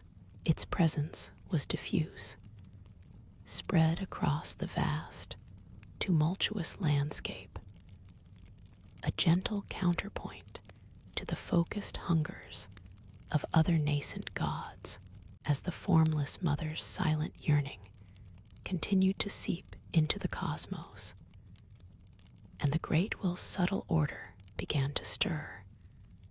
The void itself seemed to hold its breath. Far from these distant, unfathomable forces, yet connected by an unseen web of influence, were the first, almost accidental, manifestations of the cosmos's deep wounds. These were not built structures, but colossal, impossibly ancient geological formations, scarred and rent, that had formed during the very fracturing of the primordial matter.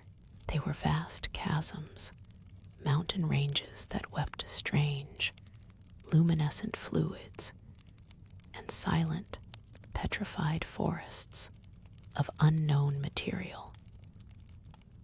In these deep, abyssal wounds, the formless mother's influence found its most direct resonance, seeping into the very cracks and fissures, not to heal, but to claim. It was here that the earliest, most ephemeral signs of her dominion began to imprint themselves, not as grand temples, but as a subtle, pervasive sense of presence, a pressure that caused the air to feel heavy with unspoken promise, a pervasive, almost viscous red hue that clung to the deepest shadows, a silent, bleeding heart within the world's raw wounds. From the chaotic crucible, a new, singular presence began to assert its subtle will, a deep, thrumming resonance that spoke not of balance, but of an insatiable, fervent desire. It was the formless mother, or rather, the nascent stirrings of her influence, coiling around the threads of existence like an invisible serpent, she drew not from brute force, but from the raw potential for longing, for attachment, for sacrifice, inherent in the very dust of creation. This pull was a slow, deliberate suction, causing the primordial soup to thicken in certain areas, to swirl with hues of deep crimson, not yet blood, but the promise of it, where the great will sought diffuse harmony. The formless mother sought singular, focused devotion, a tightening knot of fervent energy that began to shape the formless into something capable of profound feeling, even pain, far from the burgeoning currents of nascent devotion. In pockets where the cosmic hum of the formless mother did not yet reach, another ancient rhythm began to assert itself. This was the quiet, inexorable will of the god of rot, not yet a destructive plague, but an intricate dance of decay and renewal, a fundamental truth of endings and beginnings. Its influence manifested as a subtle desiccation, a gentle slowing of the chaotic swirl, followed by the emergence of new, strange life forms that fed upon the remnants. Fungus-like growths, iridescent and fragile, began to bloom in secluded, damp recesses of the nascent world, their delicate structures built upon the slow dissolution of earlier formations. This was a cycle, not a hunger, a testament to the inevitability of change, a counterpoint to both the great will's harmony and the formless mother's possessive pull. As these focused hungers and cycles began to etch their marks upon the developing lands between, the diffuse influence of the great will stirred with a more perceptible intent. It was not a battle, not yet, but a subtle counter-movement, an architectural whisper that sought to bind and stabilize. Where the formless mother called for devotion, and the god of rot orchestrated cycles of renewal, the great will began to foster resilience and structure. The very earth, in places less touched by these other cosmic forces, began to show the faintest signs of order. Not grand monuments, but subtle alignments of rock, the gentle curving of a nascent riverbed, or the slow, almost imperceptible hardening of primordial strata into coherent, foundational forms. These were the earliest, silent attempts to weave a grander design, a deep, underlying pattern against the encroaching, distinct wills of the outer god.